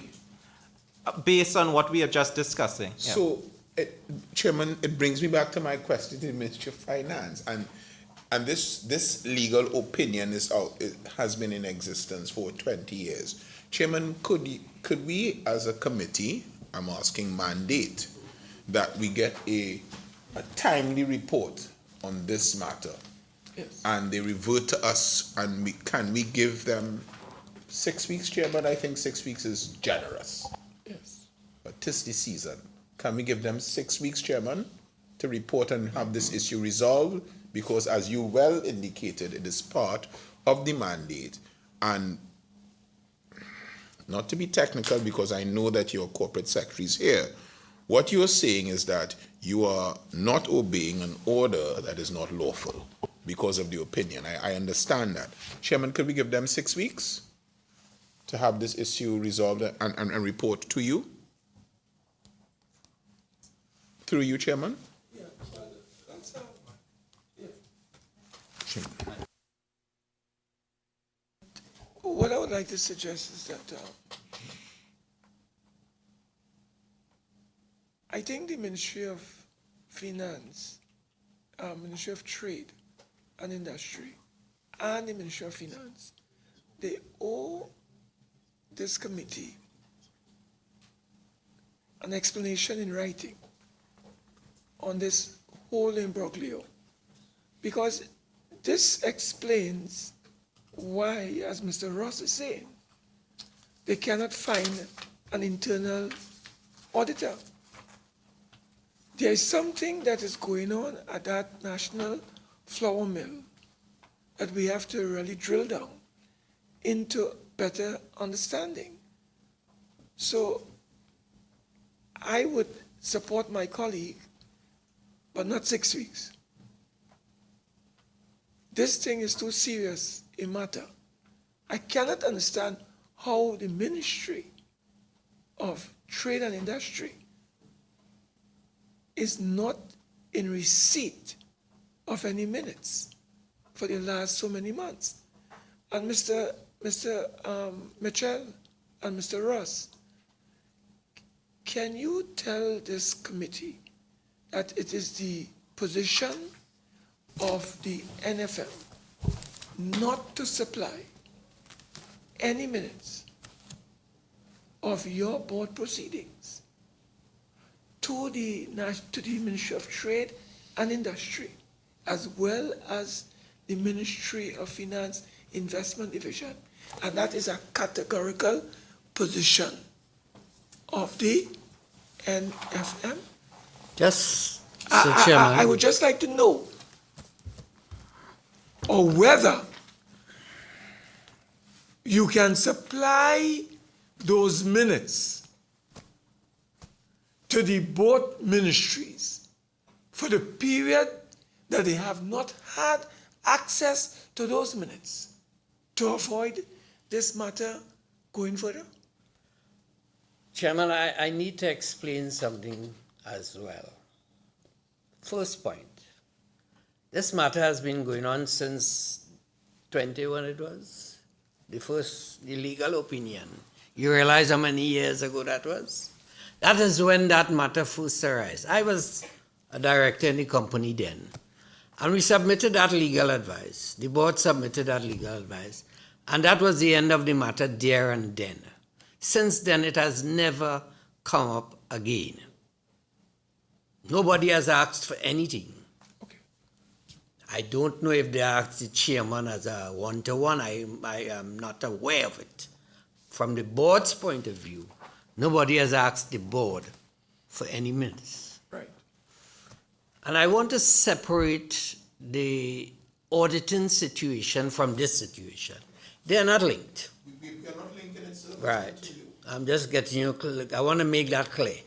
Our auditing situation is exactly as I have explained it. And as I said, and I will repeat it again, we are not happy with it. Maybe we should look outside. We suspect it's going to be very costly to get somebody from outside. And I agree with the minister. You know, when your external auditor is happy with your auditing, you don't tend to interfere with that, to be quite honest. Particularly knowing that it's difficult to get somebody and also the cost factor that goes with it. But we are not happy with it, and we would like to remedy that situation. So I just wanted to make those 2 points clear. The board, up to now, I have not been aware that the board was asked to supply any minutes. Maybe conversations are going on with the ministry, and maybe the chairman, I don't know, the ministry is here. But we have not been officially asked to supply since 20 years ago. Mr. Alexander, how long have you been a director at NFM? I probably there about 29 to 30 years, yes. Okay. No, I've been a sitting MP for 9 years, and I've been on these committees for about 4. And my understanding is that every state enterprise has a reporting pathway to their line ministry. Well, that's right? a state enterprise. You have to remember. Hang on, Yeah, right? And I want to separate from the audit issue. I think we've dealt with that, and that has been resolved, right? Now, I still find it particularly strange and worrying, because I know NFM is not a law unto itself, because every other state enterprise has to submit some sort of reporting vis-a-vis the state enterprise manual, because they have to be monitored and looked at by the investments division and so on. Now, my question is, although that there is a 20-year-old opinion, my question is, does it hurt or will it hurt NFM to submit its minutes and reports to its line ministry in order for systematic support for the well-being of the organization? Whether there was an existence of a legal opinion or not, because every other state enterprise, this is like, I mean, what do you do when you open your door in the morning? So I find it really strange that, because you made the comment that nobody asked for it. No. And I find that, to me, it's bordering on foolishness, right? Because nobody asked for it, but hey, look, this is something. Because my line ministry and the overseers of the state and the taxpayers here, that this is something that is a run-of-the-mill item by other state enterprises. So I just find it very strange that, one, it is not happening. Two, there's a 20-year-old opinion that nobody sought to shake up. And three, the fact that nobody asked for it means that it's not an important thing. I find that a little strange, but I'm hoping that, bearing in mind there is an opinion, the fact that NFM is a state enterprise, if there is nothing hurtful in submitting these reports. I would see some way of getting it to the line ministries in order for the supervision to happen, Mr. Chairman. I have not known my colleague ever to be uncharitable. I think when he said foolishness, he meant it in the sense of what is happening doesn't make sense. May I suggest a term that we import from industrial relations? It may be, subject of course to your board, that you may wish to, until the resolution, comply and complain. It may be because I don't see any benefit being derived, save and except we are marking territory of the NFM, and I know that may not be your modus operandi. Keeping these reports, because these reports may very well help both ministries, both the Ministry of Finance and the Ministry of Trade, to assist and make an input into your operations. It is just a respectful approach of comply and complain, and I don't want to beat that horse anymore, Chairman. It is dead. There's just one cautionary note I would like to raise. Yes. As a company on the stock exchange, if you give one shareholder something, you're obliged to give everybody. Agreed. Now we have a competitive nature that we have to pay attention to. Not only that, it's not that we have not been supplying both ministries with the necessary information. Yeah. We have been extremely cooperating with both of them. We have no problems with it, and maybe that is why they have not requested from. In any case, we have to be careful. Those ministries need to go through NEL, which is the holding company for the government. Coming direct to flour mill is not legal. They have to go through NEL. NEL has to make the request. So there are some technical. The most important one to us is, listen, we have no problem with both ministries. Whatever information they want, we don't mind giving them. We don't like putting us in a position where we're obliged to give every shareholder all the information as well. We're in a competitive, near a serious competitive nature. Chair, may I add one clarification?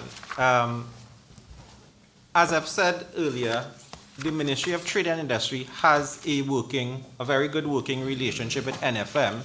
I just want to put on the record of the committee, it is not for want of not asking for the board minutes. The Ministry of Trade and Industry is very cognizant of its role required under the State Enterprise Performance Manual. Right. And we have sought to request from the NFM those documents. That, in fact, led the Ministry of Trade and Industry to ask the Ministry of Finance to review the existing legal opinion to which the company relies upon. So I just want to put that on the record, so it's not that we were just not doing anything about the situation. We've sought, and our colleagues at the Ministry of Finance have indicated the steps they have taken. And we are cognizant of the request from the committee for a report on this matter. Okay, yeah, all right, good. Through you. Yeah. Yeah. Yeah. I want to focus. We have spent a lot of time on this. Chairman, can I focus our attention to page 6 under the rubric timeline again? Mm-hmm. And your second goal, 2023, we are now in 2024. Chairman, here how it's worded. Mm-hmm. New equipment is introduced and processes are re-engineered. Manufacturing costs begin to decrease. This was part of your strategic plan, your 5-year plan. Could you tell the country through the chair whether or not in 2023 you achieved the goal of introducing new equipment and re-engineered processes, and were manufacturing costs indeed decreased? Thank you for the question, and through your chair. The answers to all questions are yes, and in fact, this is what would have accounted in a large part for our improvement in profit before tax from $9 million in 2022 Yes? to $54 million in 2023. I net? No, that is before tax. So what is net? What is net? What is net? What is net? Yes, Mr. Finance? Go ahead. Oh, thank you, member. So profitability after tax improved from 1.4 million at the end of 2021 to 6.9 million at the end of 2022. 2023. Or 2023, we moved up to $35.5 million.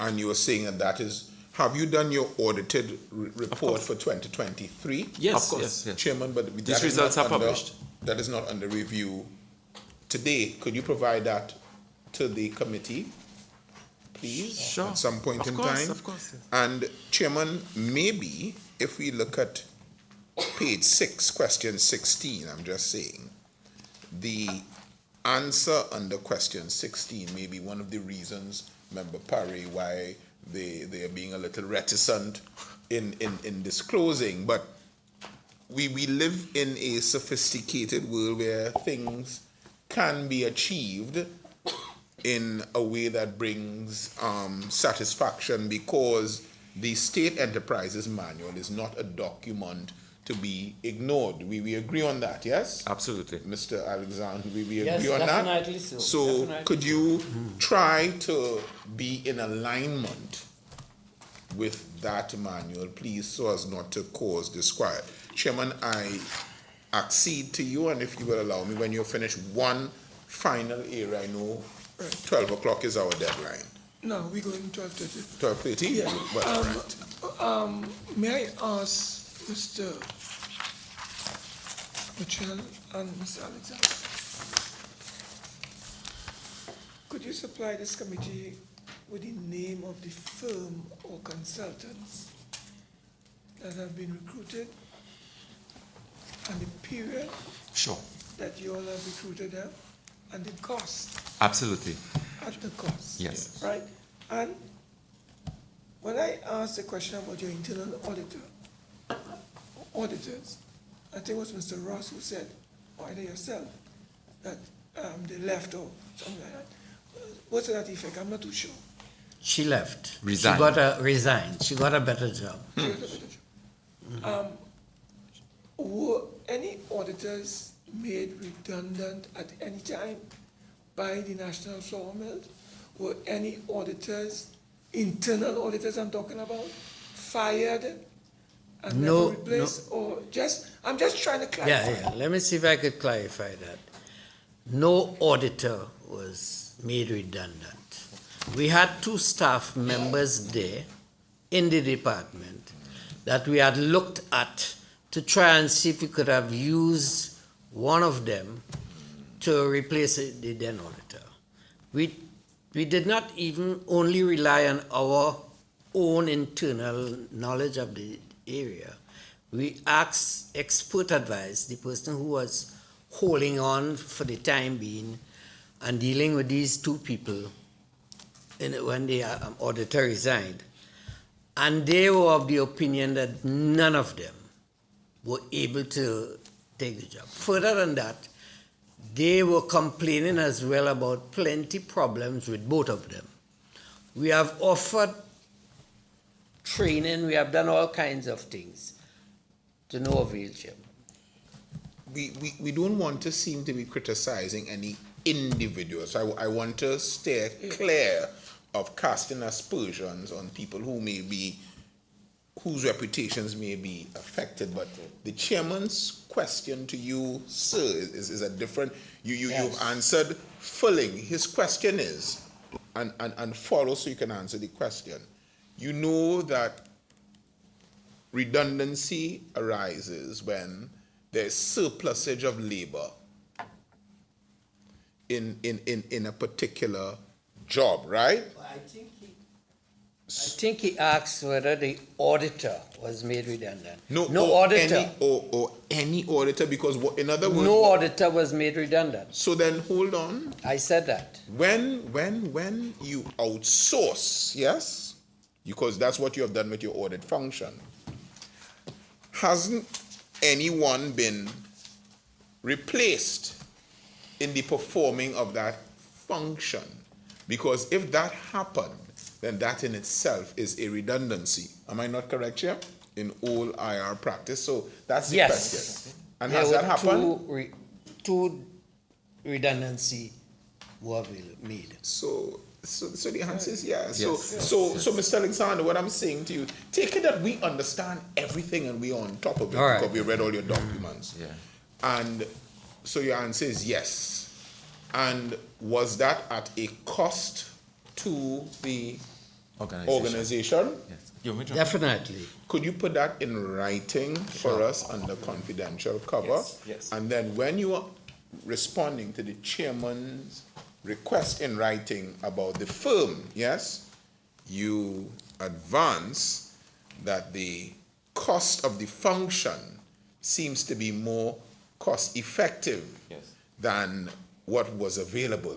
Could you do that comparison so that we can see if what you are telling us bears fruit with the bare numbers, correct? Yes. Sure. And what I will advise people is, before we answer the question, internalize it, because maybe we have the answer, some answers before the question is asked. Yes. So be careful. Chair, when you are finished, may I? Yes, I just wanted to ask, I looked, Mr. Mitchell, and maybe you can advise me. Sure. Is there training, is there a training function at NFM? And if there is a training function, is there a course associated with training for, one, your staff, and two, your executive management? Now, if there is such a training function, what part of your audited accounts would we find that item? Because I looked and I didn't see it, so that's why I'm asking you to guide us at our committee. Thank you, Chairman. So I will give some remarks and then I will ask my CFO to get a little bit more specific. But in responding to your first question, we do have training budgets, and plural, at NFM, and some of those are held in different parts of the financial report. So, for example, there's some technical training, and I'll give some examples. We have, as I mentioned earlier, because a lot of what we do is technical, persons who are in those technical positions, depending on as we introduce new technology, or if we are trying to upskill certain areas, and for example, Chairman, innovation is an area that is of particular interest to us at NFM, and so we've spent quite a lot of money sending persons on specialized training as it relates to quality, as it relates to new product development, as it relates to the science associated with baking and that sort of thing, and milling, and so on. And so those persons would be part of a technical training budget that may fall in the areas in which those persons work. There's also what is referred to as corporate training, and I will give an example. Let us suppose we are doing training on interpersonal skills development or something like that. That is more general. Some of that training is held, and managed by the HR department. But you want to elaborate further? So I'll ask my CFO to elaborate further. Yes? But where would I find that in your accounts for what item? So if you looked at the administrative expenses, Look at it. Administrative expenses. Sorry, if you look at the administrative expenses on the profit and loss account, as well as the cost of sales, which includes both direct material and production overheads, you would see the cost would be in those two categories. But is the cost outline? Is it broke now? Like how Mr. Mitchell said, technical training. We can provide that. We can provide that. It's not in the report. What is the annual training budget for the period 2021 on an annual basis? We would have to also provide that information, the details of that. You'll have to provide the. I want to ask a direct question. And it is information that we need clarification on, right? There's something called mentorship training at your NFM, and who are the persons who are exposed to mentorship training, and what is the cost associated with, and over what period of time? I just want to find out that.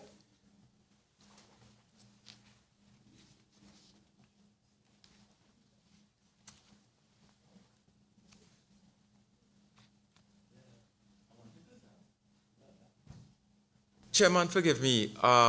We don't have anything entitled mentorship training.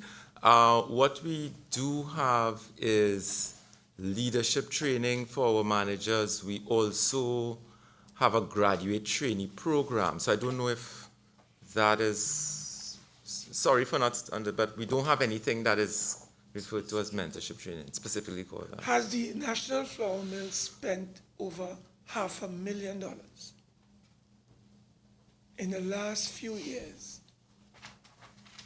training its senior staff in?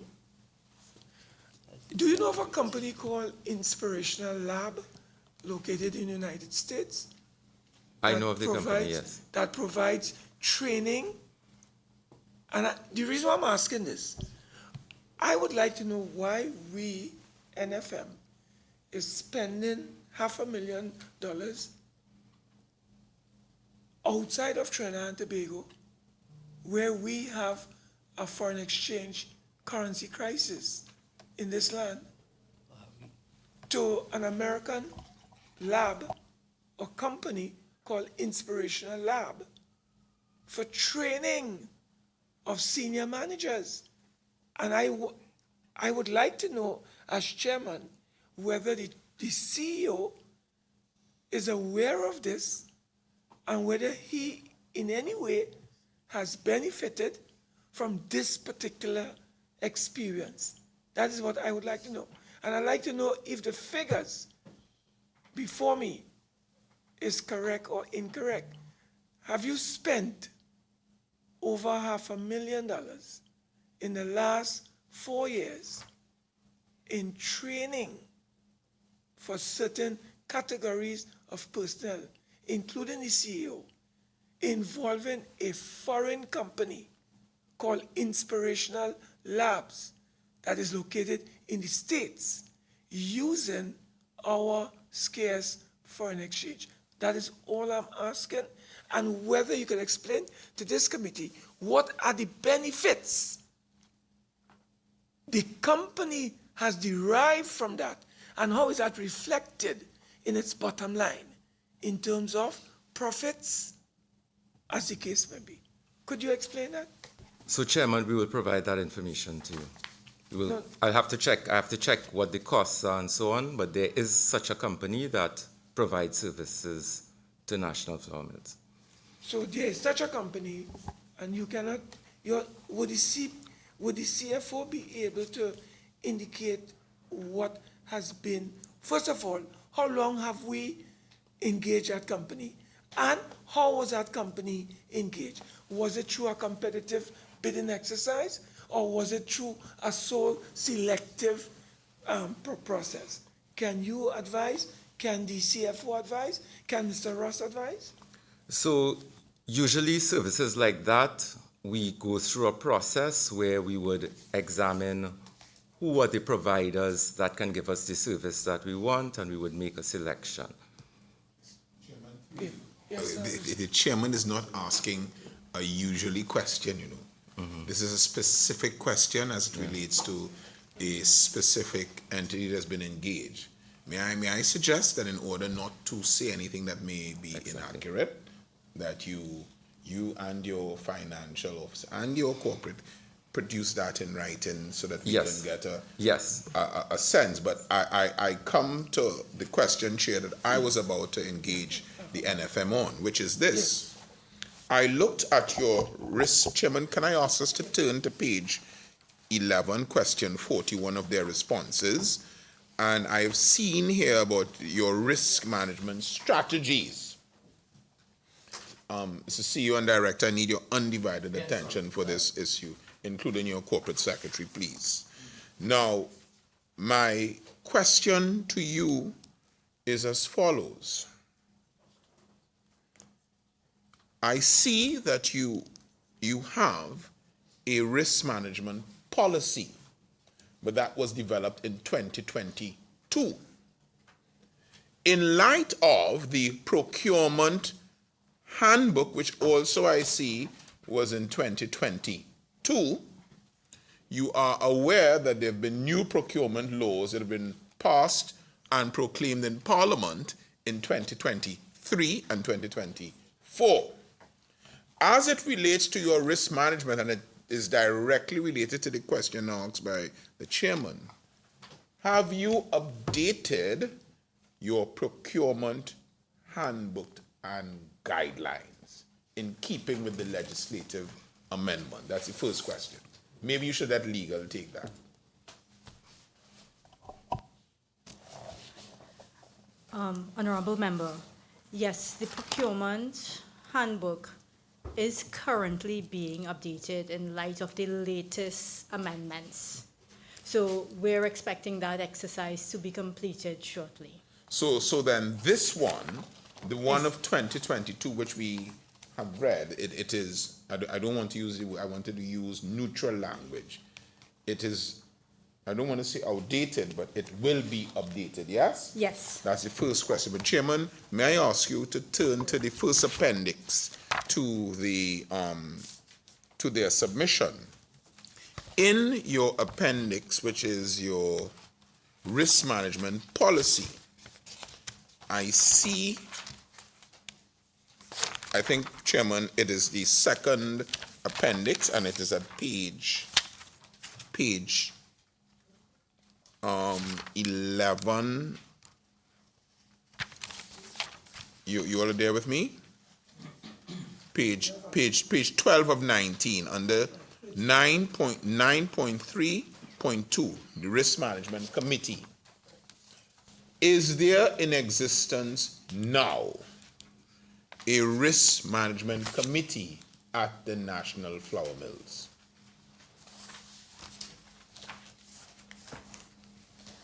Yes. Honorable, sorry? Yes, go ahead. Honorable Member,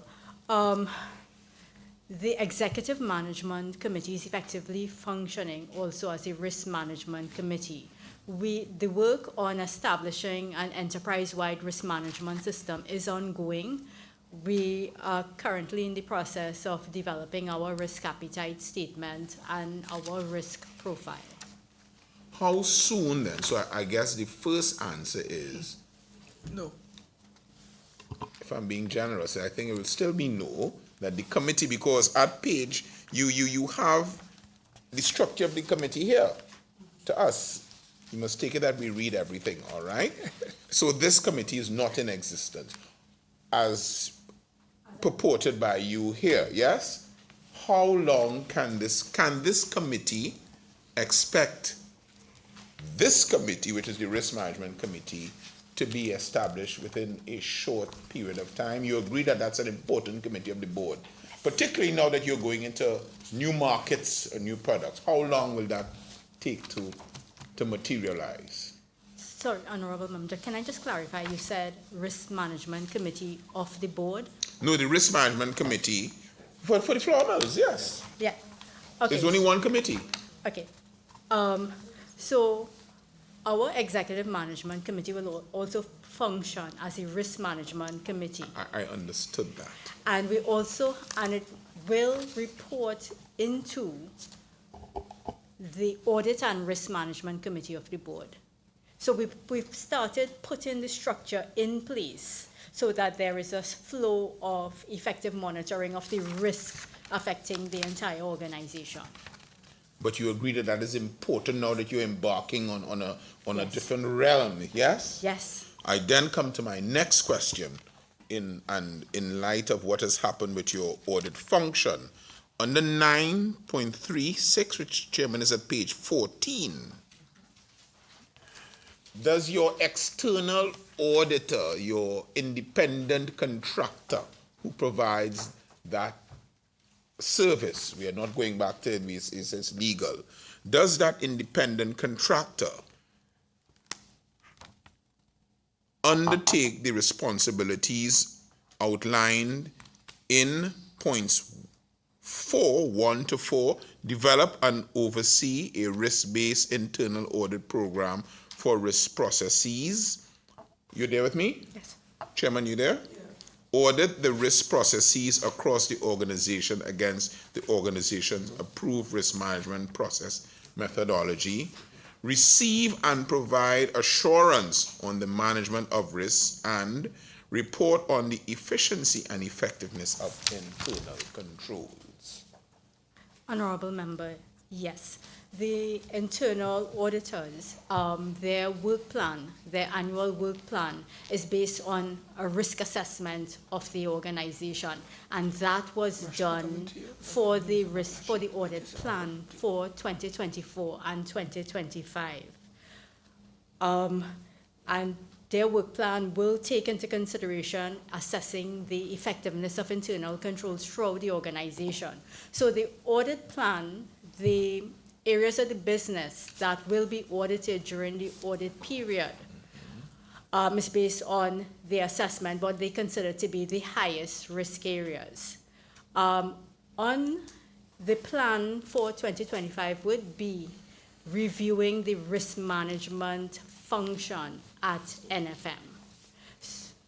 So, Madam Corporate Secretary, Chairman, through you, I didn't think I got an answer. How soon would you be developing or completing and providing us with the procurement handbook, the updated procurement handbook? Because you know that the new procurement process, that is the law, it is not optional.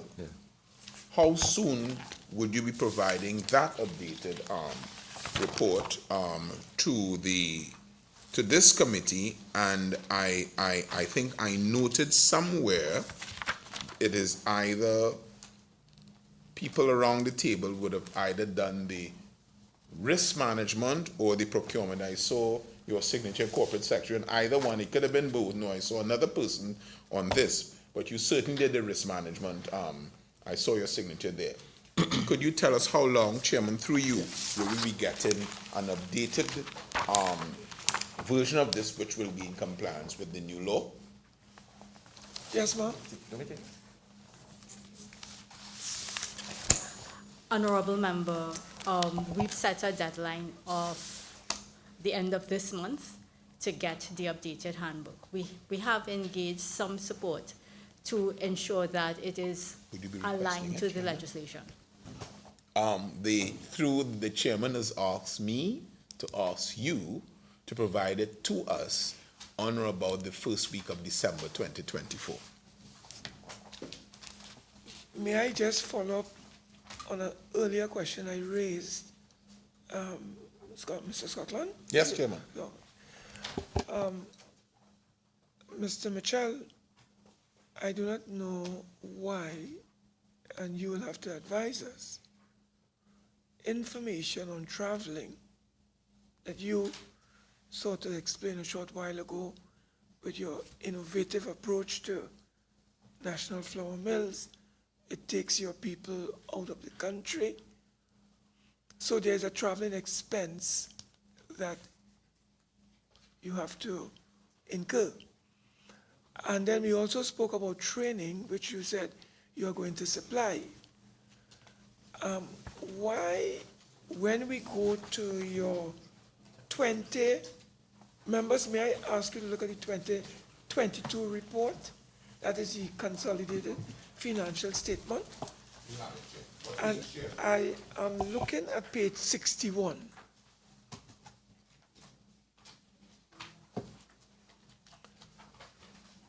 Now, you... Page 61, Chair?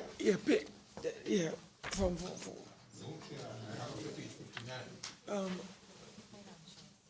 Of the financials. Yes. Financials. Have that? Yes, Chairman. 61. You have 61, Chairman. Apparently, you've been provided with a document that we have not. Chairman, you've been provided with a document. We are up to page 59. Oh, wow. Well, I don't Yes, your You have assistant 59. secretary has disadvantaged us. But Chairman, we are in your hands. Chairman, we are in your hands. We will rely on you. We are in your hands, Chairman. Yeah. What I would like to ask Mr. Mitchell and the CFO, why are we not seeing, as members of this committee, a breakdown either in your notes to the accounts or in the accounts themselves, a breakdown of your training expenses and your traveling expenses? I'm seeing on page 61, my colleagues don't have it, but there's an item under line 24, expenses by nature. And then you go down to talk about direct materials, salaries and wages, ESOP, transportation, security, and a number of other depreciation, insurance, etc., etc. Now, if you go to your notes, I think on note 24, you have administrative expenses. Again, when you look at administrative expenses, there's no breakdown on training. There's no breakdown on traveling. So where are we hiding training? Because you have to now supply us with information. But there's nothing here in this document, which is the audited financial accounts, that would give us, a committee looking after the interests of the public, a breakdown of your traveling expenses, your training expenses, your mentorship, which cost the country $500,000 and rising. We have to depend on you to submit something in writing because we have no evidence before us. No, your accounts is done by PricewaterhouseCoopers, I believe. Yes, that's correct. So I do not know, we may have to call them in to find out why are they not including, and are they being instructed not to include a breakdown of traveling and of training. So I just have to take it for granted when this committee receives your submission. It is the truth, the whole truth, and nothing but the truth. But I have nothing before me to verify that. So I'm asking the CEO, the CFO, the Ministry of Trade, and the Ministry of Finance to deal with this matter. Something is wrong. So could somebody explain to this committee why we don't have a breakdown in training in a detailed way so we will know what training expenses we incurred and traveling? So we will know, Mr. Scotland and Mr. Parry and the team here. For 2022, training amounted to $15 million, and it was broken down in the following manner. Traveling amounted to $3 million, and this is how it was. We have nothing, but we know traveling went on because you travel a lot. And we know you train a lot, but we have no evidence before us to guide us to say, listen, you see this traveling? It's too much. Explain. We can't. So, Mr. Mitchell, could you explain to this committee, because maybe I missed it, where can I find a breakdown of your training expenses and your traveling expenses? Could somebody help us? I missed it. I may have missed it. So I need some guidance and some help. Please. Mr. Chair, if I could respond to your question or concern. Yes. Because these are audited financial statements, Yes. there's a level of materiality which the external auditors apply to each expense line that is reported for each year.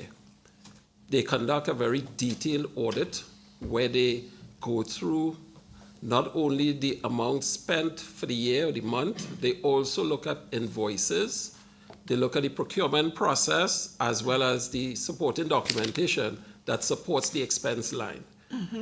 So when you look at the external audited financial statements, they will not provide a detail of a specific expense line that goes beyond the note that you would see as supporting the head financial statements. No, but information. Wait. Sure.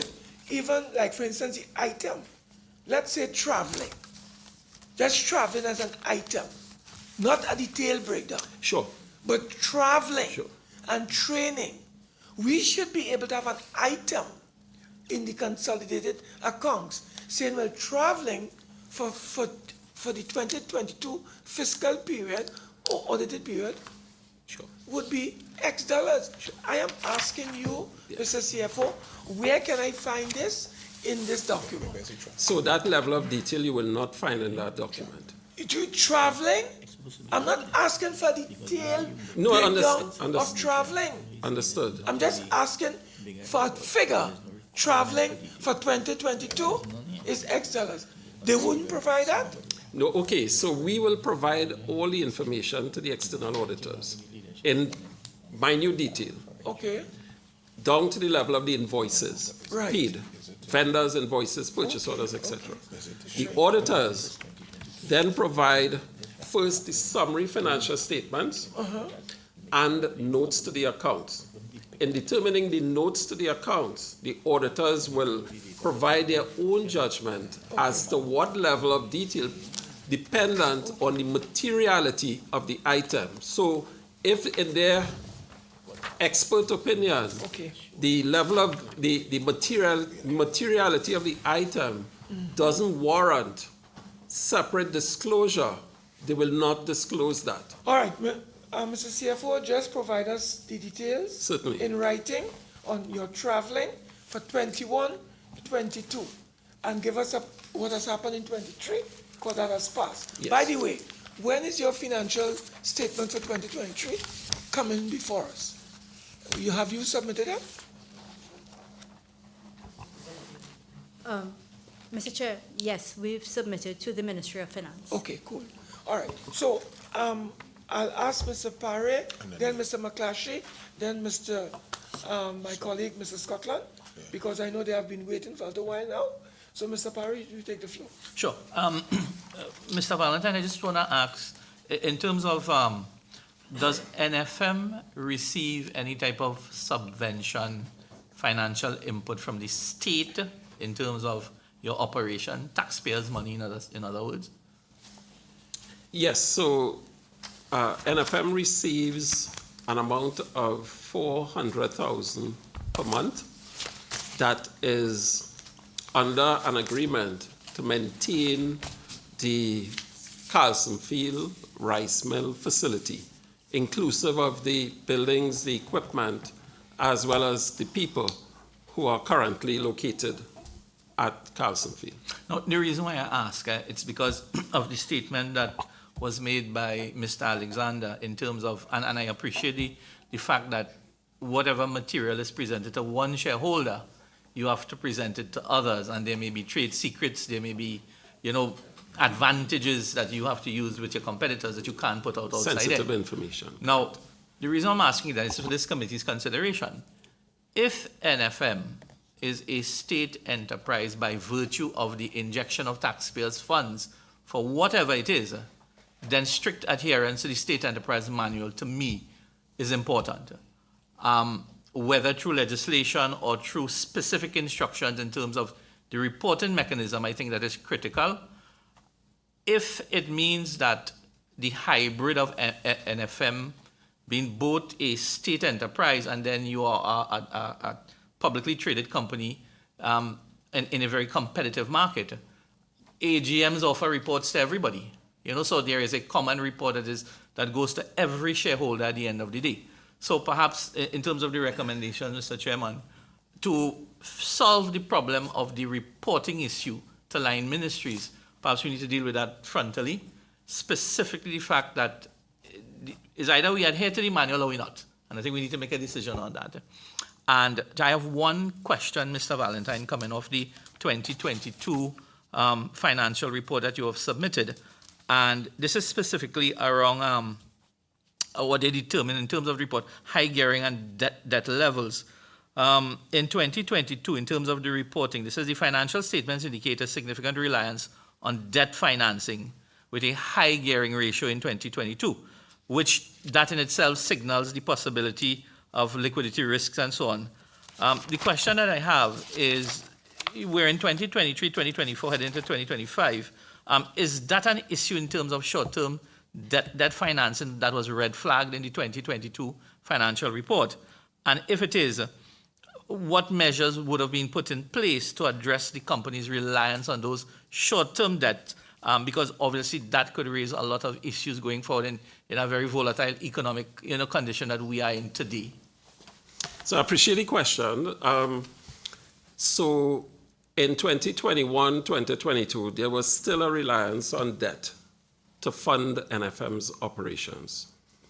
In 2023, similarly, but in 2023, what we saw was an easing on grain prices, which is largely the basis for us needing to have debt on the books. What we were able to do is, through strategic purchases, we were able to lower the cost, and hence the cost of grain, import costs, and hence we were able to reduce the reliance on debt. What we also did in 2023 is that we moved away from a reliance on US dollar debt to TT dollar debt. And I'm happy to report, as of March of this year, NFM has no debt on its books.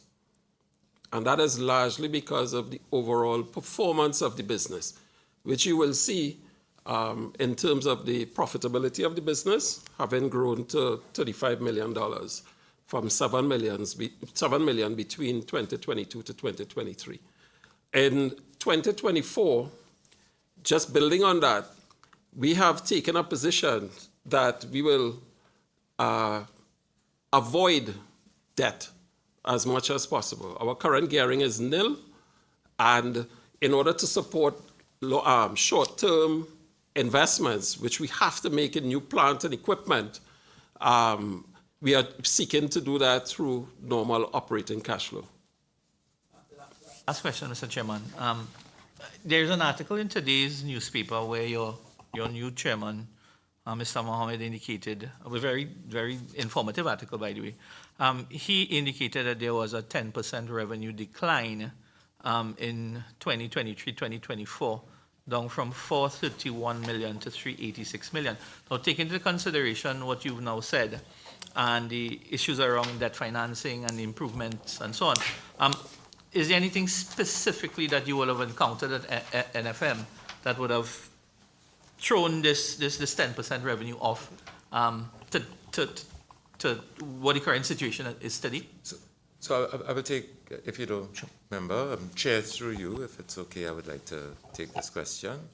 And I would like to just remind the committee that there was a period where there had to be some, we were forced to implement some price increases as the price of grain escalated worldwide and so on. And what we have been doing since the year 2023 was reducing prices. And so while our volumes remain buoyant and in fact have grown 2023 into 2024, as you would appreciate, if the per unit price is lower, even though your volumes are higher, it could result in a situation where revenue is down. So what we have been doing, Chair and members, is we've been milking additional efficiency out of the business, milking additional performance to the extent that even though our revenue has been reduced, we have been able to extract more profit out of the business to the extent that, and our chairman, was commenting on our Q3 performance for 2024, we have already surpassed profit after tax at Q3 when compared to full year 2023. So, yeah, so to answer your question in short, despite the reduction in overall revenue, which is attributable to price reductions across all of our portfolio, we've been able to remain more profitable. And this would explain why we've been able to pay off our loans and still remain in a position where we can operate. Thank you, Mr. Chair. Thanks.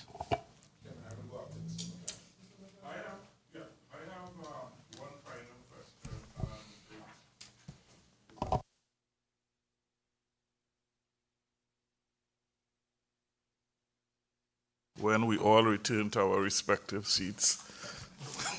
But you don't know the chairman is going elsewhere. The chairman may be going elsewhere, We have talked a lot about the business from a micro perspective. And my question has to do more with the 3 to 5 year outlook and to get a sense as to what are maybe the 3 top risks identified by NFM that they see as being important to manage and overcome in order to continue the sustainability of the company. Okay, so thank you. That's a very good question, Member and Chairman. I would like to, if you would allow. So we see the exponential growth in the type of technology that we now have available as being something that can work in our favor, but it can also be to our detriment if we don't manage it properly. So we have undertaken, hence the reason the business has a very strong digital agenda, because we recognize we must be at the forefront of technology in order to protect our information, guard against cyber attacks and so forth, while using plant and equipment to drive our efficiencies and so on in the right direction. We see the opportunity, and I want to try and flip it and look at it as an opportunity, but the opportunity to diversify as another opportunity that's presented to us, and this is why there are several initiatives which we have, which are geared towards diversifying the business away from just flour, because flour is grown in North America and not in the Caribbean, in our climate, or wheat rather, not flour. And so how do we diversify our portfolio so that we can become a little bit more reliant on inputs that originate from Trinidad and Tobago, the Caribbean, and so forth? And one of the other things that we recognize as an opportunity is our ability to add value to the products that we already make.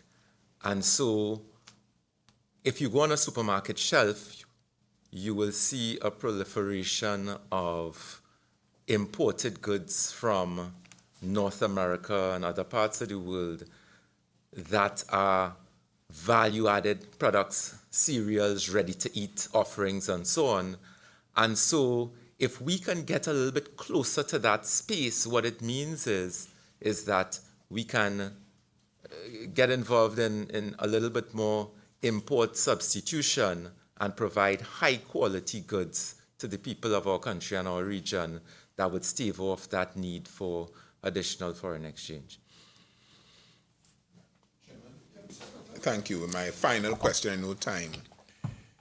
Bearing in mind the effect of external events on the NFM, what have you put in place to mitigate in the future? Because there is so much squeezing out of other areas you can get as opposed to substantive mitigating features. What has the NFM through its management put in place to sort of soften the adverse effects of international events that are outside our control? And is the public looking forward to any increase in the prices of your products?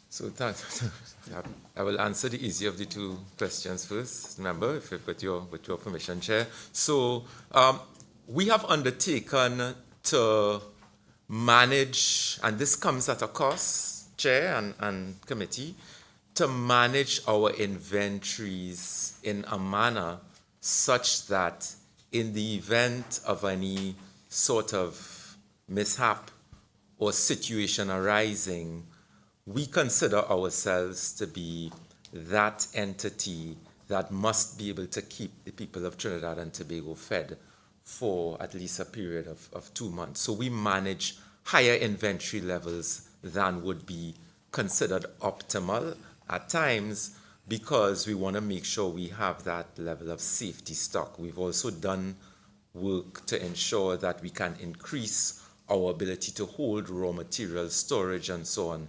And so these are some of the steps that we put in place. While doing that, and again I mentioned earlier that we introduced a blended product, which is a cassava and wheat blend.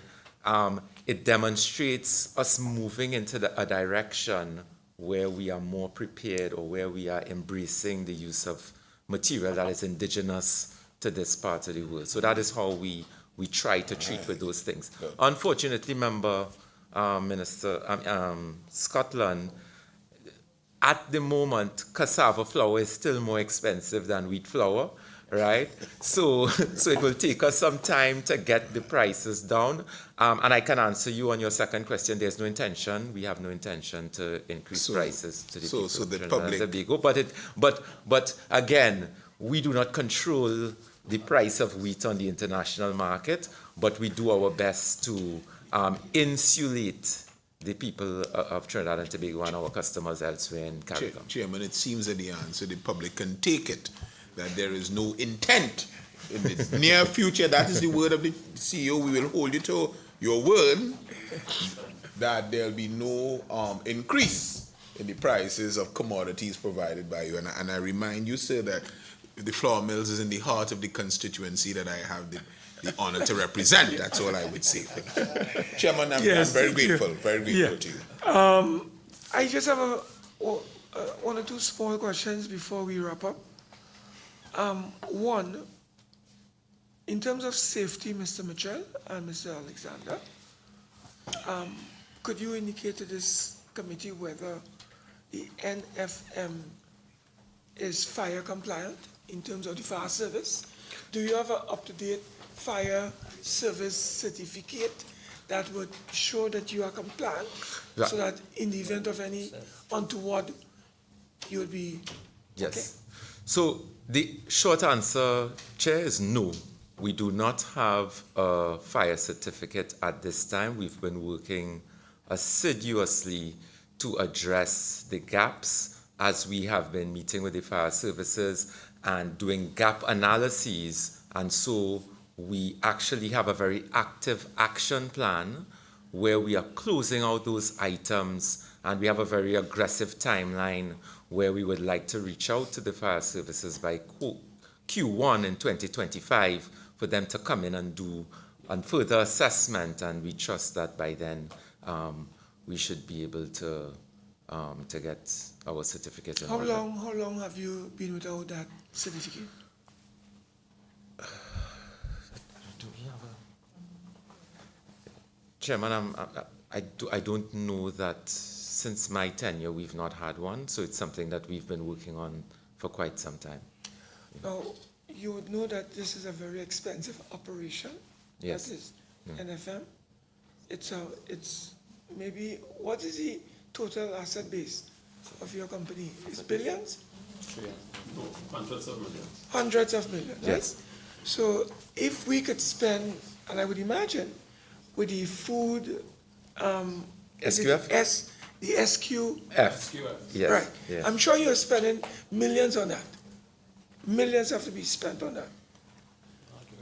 And that is to keep your standards. I understand that. Yes. But what about the safety of plant, machinery, equipment, employees? Yes. I think you ought to give yourself a deadline. And the deadline should be by the end of 2024. National Flour Mills ought to be compliant with fire service requirements so that plant, equipment, and other facilities could be secured. I think you did say by the end of the first quarter, but do you think that is not too long? If after 4 years in the office as CEO, we have been unable to be compliant, I think that we have to give ourselves a deadline. And I would want to respectfully suggest that you try to work towards the end of this year, 2024, to get this thing in order. So I give you that challenge, and if you need additional support, you'll write us. Appreciated, Chairman. I appreciate your feedback very much. I think fire safety and safety in general is of the utmost importance. We will look at that plan again based on your suggestion, your recommendation, and see what we can do to accelerate whatever parts of the plan, and we will make a concerted effort to so do. Yes. Right. So we are looking forward to getting a report from NFM through you by the end of December to give us an appreciation of where we are at. Yes. Okay. And the last thing I'd like to raise with you, what is the size of your workforce? Your number there? It's on one of the sheets. I will tell you shortly, Chairman. Just pull it. It's on one of our sheets.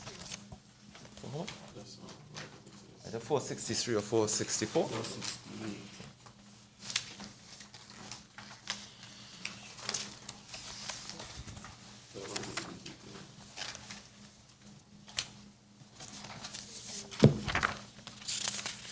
Chairman, just bear with me for... Yeah. Just have.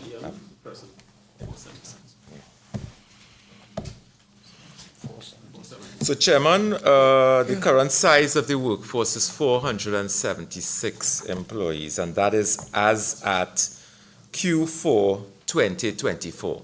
Q4 2024. Yes. All right. Yes.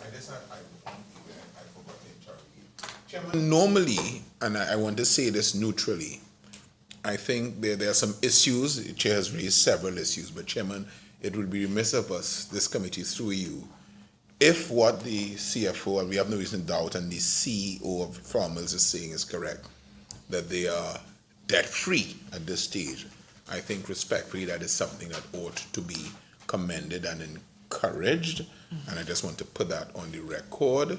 Please, apart from your other issues, I think that is something that ought to be commended. Yes, no problem. So the current workforce at the last quarter of 2024 is 476 employees. What is the size of your managerial staff, your managers, senior managers, starting from the CEO, coming right down? What is the number involved here? I know you have 476 employees. How many managers, inclusive of the CEO? 22 persons, Chair. In all? Yes. You sure? I will No, double check for you, but it's if you sure you don't have 70, boy?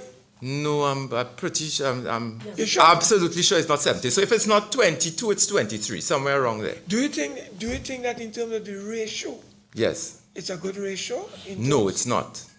Is it you're supposed to bring it up? Or can't No, it we actually need more, because if we are to reach our achieve our mission of taking revenue to 150 million US dollars by the year 2026, the type of person that we need, the structure that we require to drive export sales and marketing, there is going to be a need to actually increase in some areas, but in a very strategic way, Chair. You're sure? Yes. Because I have something that says otherwise. And that's why I'm asking you. Yes. Do not tell this committee you have 22 and you end up with 69 or 70. You sure? Yes. Okay. So if it's not 22, it's 23. I don't. We will check and we will advise you formally, but it's somewhere in that very bottom. Do you have an organogram in terms of organization chart? We'll share with you. Yes. Yeah. Absolutely. Yes. Yeah. Supply that to us now, so that we have an understanding of what is your managerial levels and the offices or titles and that kind. Yeah. Complete org structure will be shared with this committee, Chairman. Okay. Unless my colleagues have any further questions, I want to put you on notice that if this committee decides we need you back, we will communicate with you. So you leave with that understanding that we reserve the right to call you back at this level to further engage you, to clarify matters with you, if we so decide. Outside of that particular notice I want to provide to you, I would like, on behalf of this committee and its membership, the secretariat, to essentially thank you, the team, members from the Ministry of Finance, Investments Division, members and officials from the National Flour Mills, and of course, the Ministry of Trade and Industry, under the distinguished Mr. Karim, Acting Permanent Secretary, and his deputy. We'd like to thank you all for being here with us. We are going to be generating a report, but and we have some questions we may wish to send to you, Mr. CEO, and to Mr. Alexander, and to the ministry for responses, so that when we generate a final report to the House of Representatives, it would encompass a number of the critical ingredients necessary for us to go forward. I said in my opening remarks, that the purpose of our committee is to help National Flour Mills to improve its delivery of services in a more efficient, effective, and economic manner. That is what we are about. If there are areas you would like to share with us, Mr. CEO, Mr. Alexander, and the Permanent Secretary and his team, and those from the Investment Division, please write to the Secretary recommendations you would like us to consider before we generate our final report to the House of Representatives. So that's an open invitation to your good self and the team. So once again, on behalf of the committee, we'd like to thank you for being here with us. And this meeting is now suspended, and we shall meet again. Thank you very much. Thank you. Chairman, thank you very much. Yes.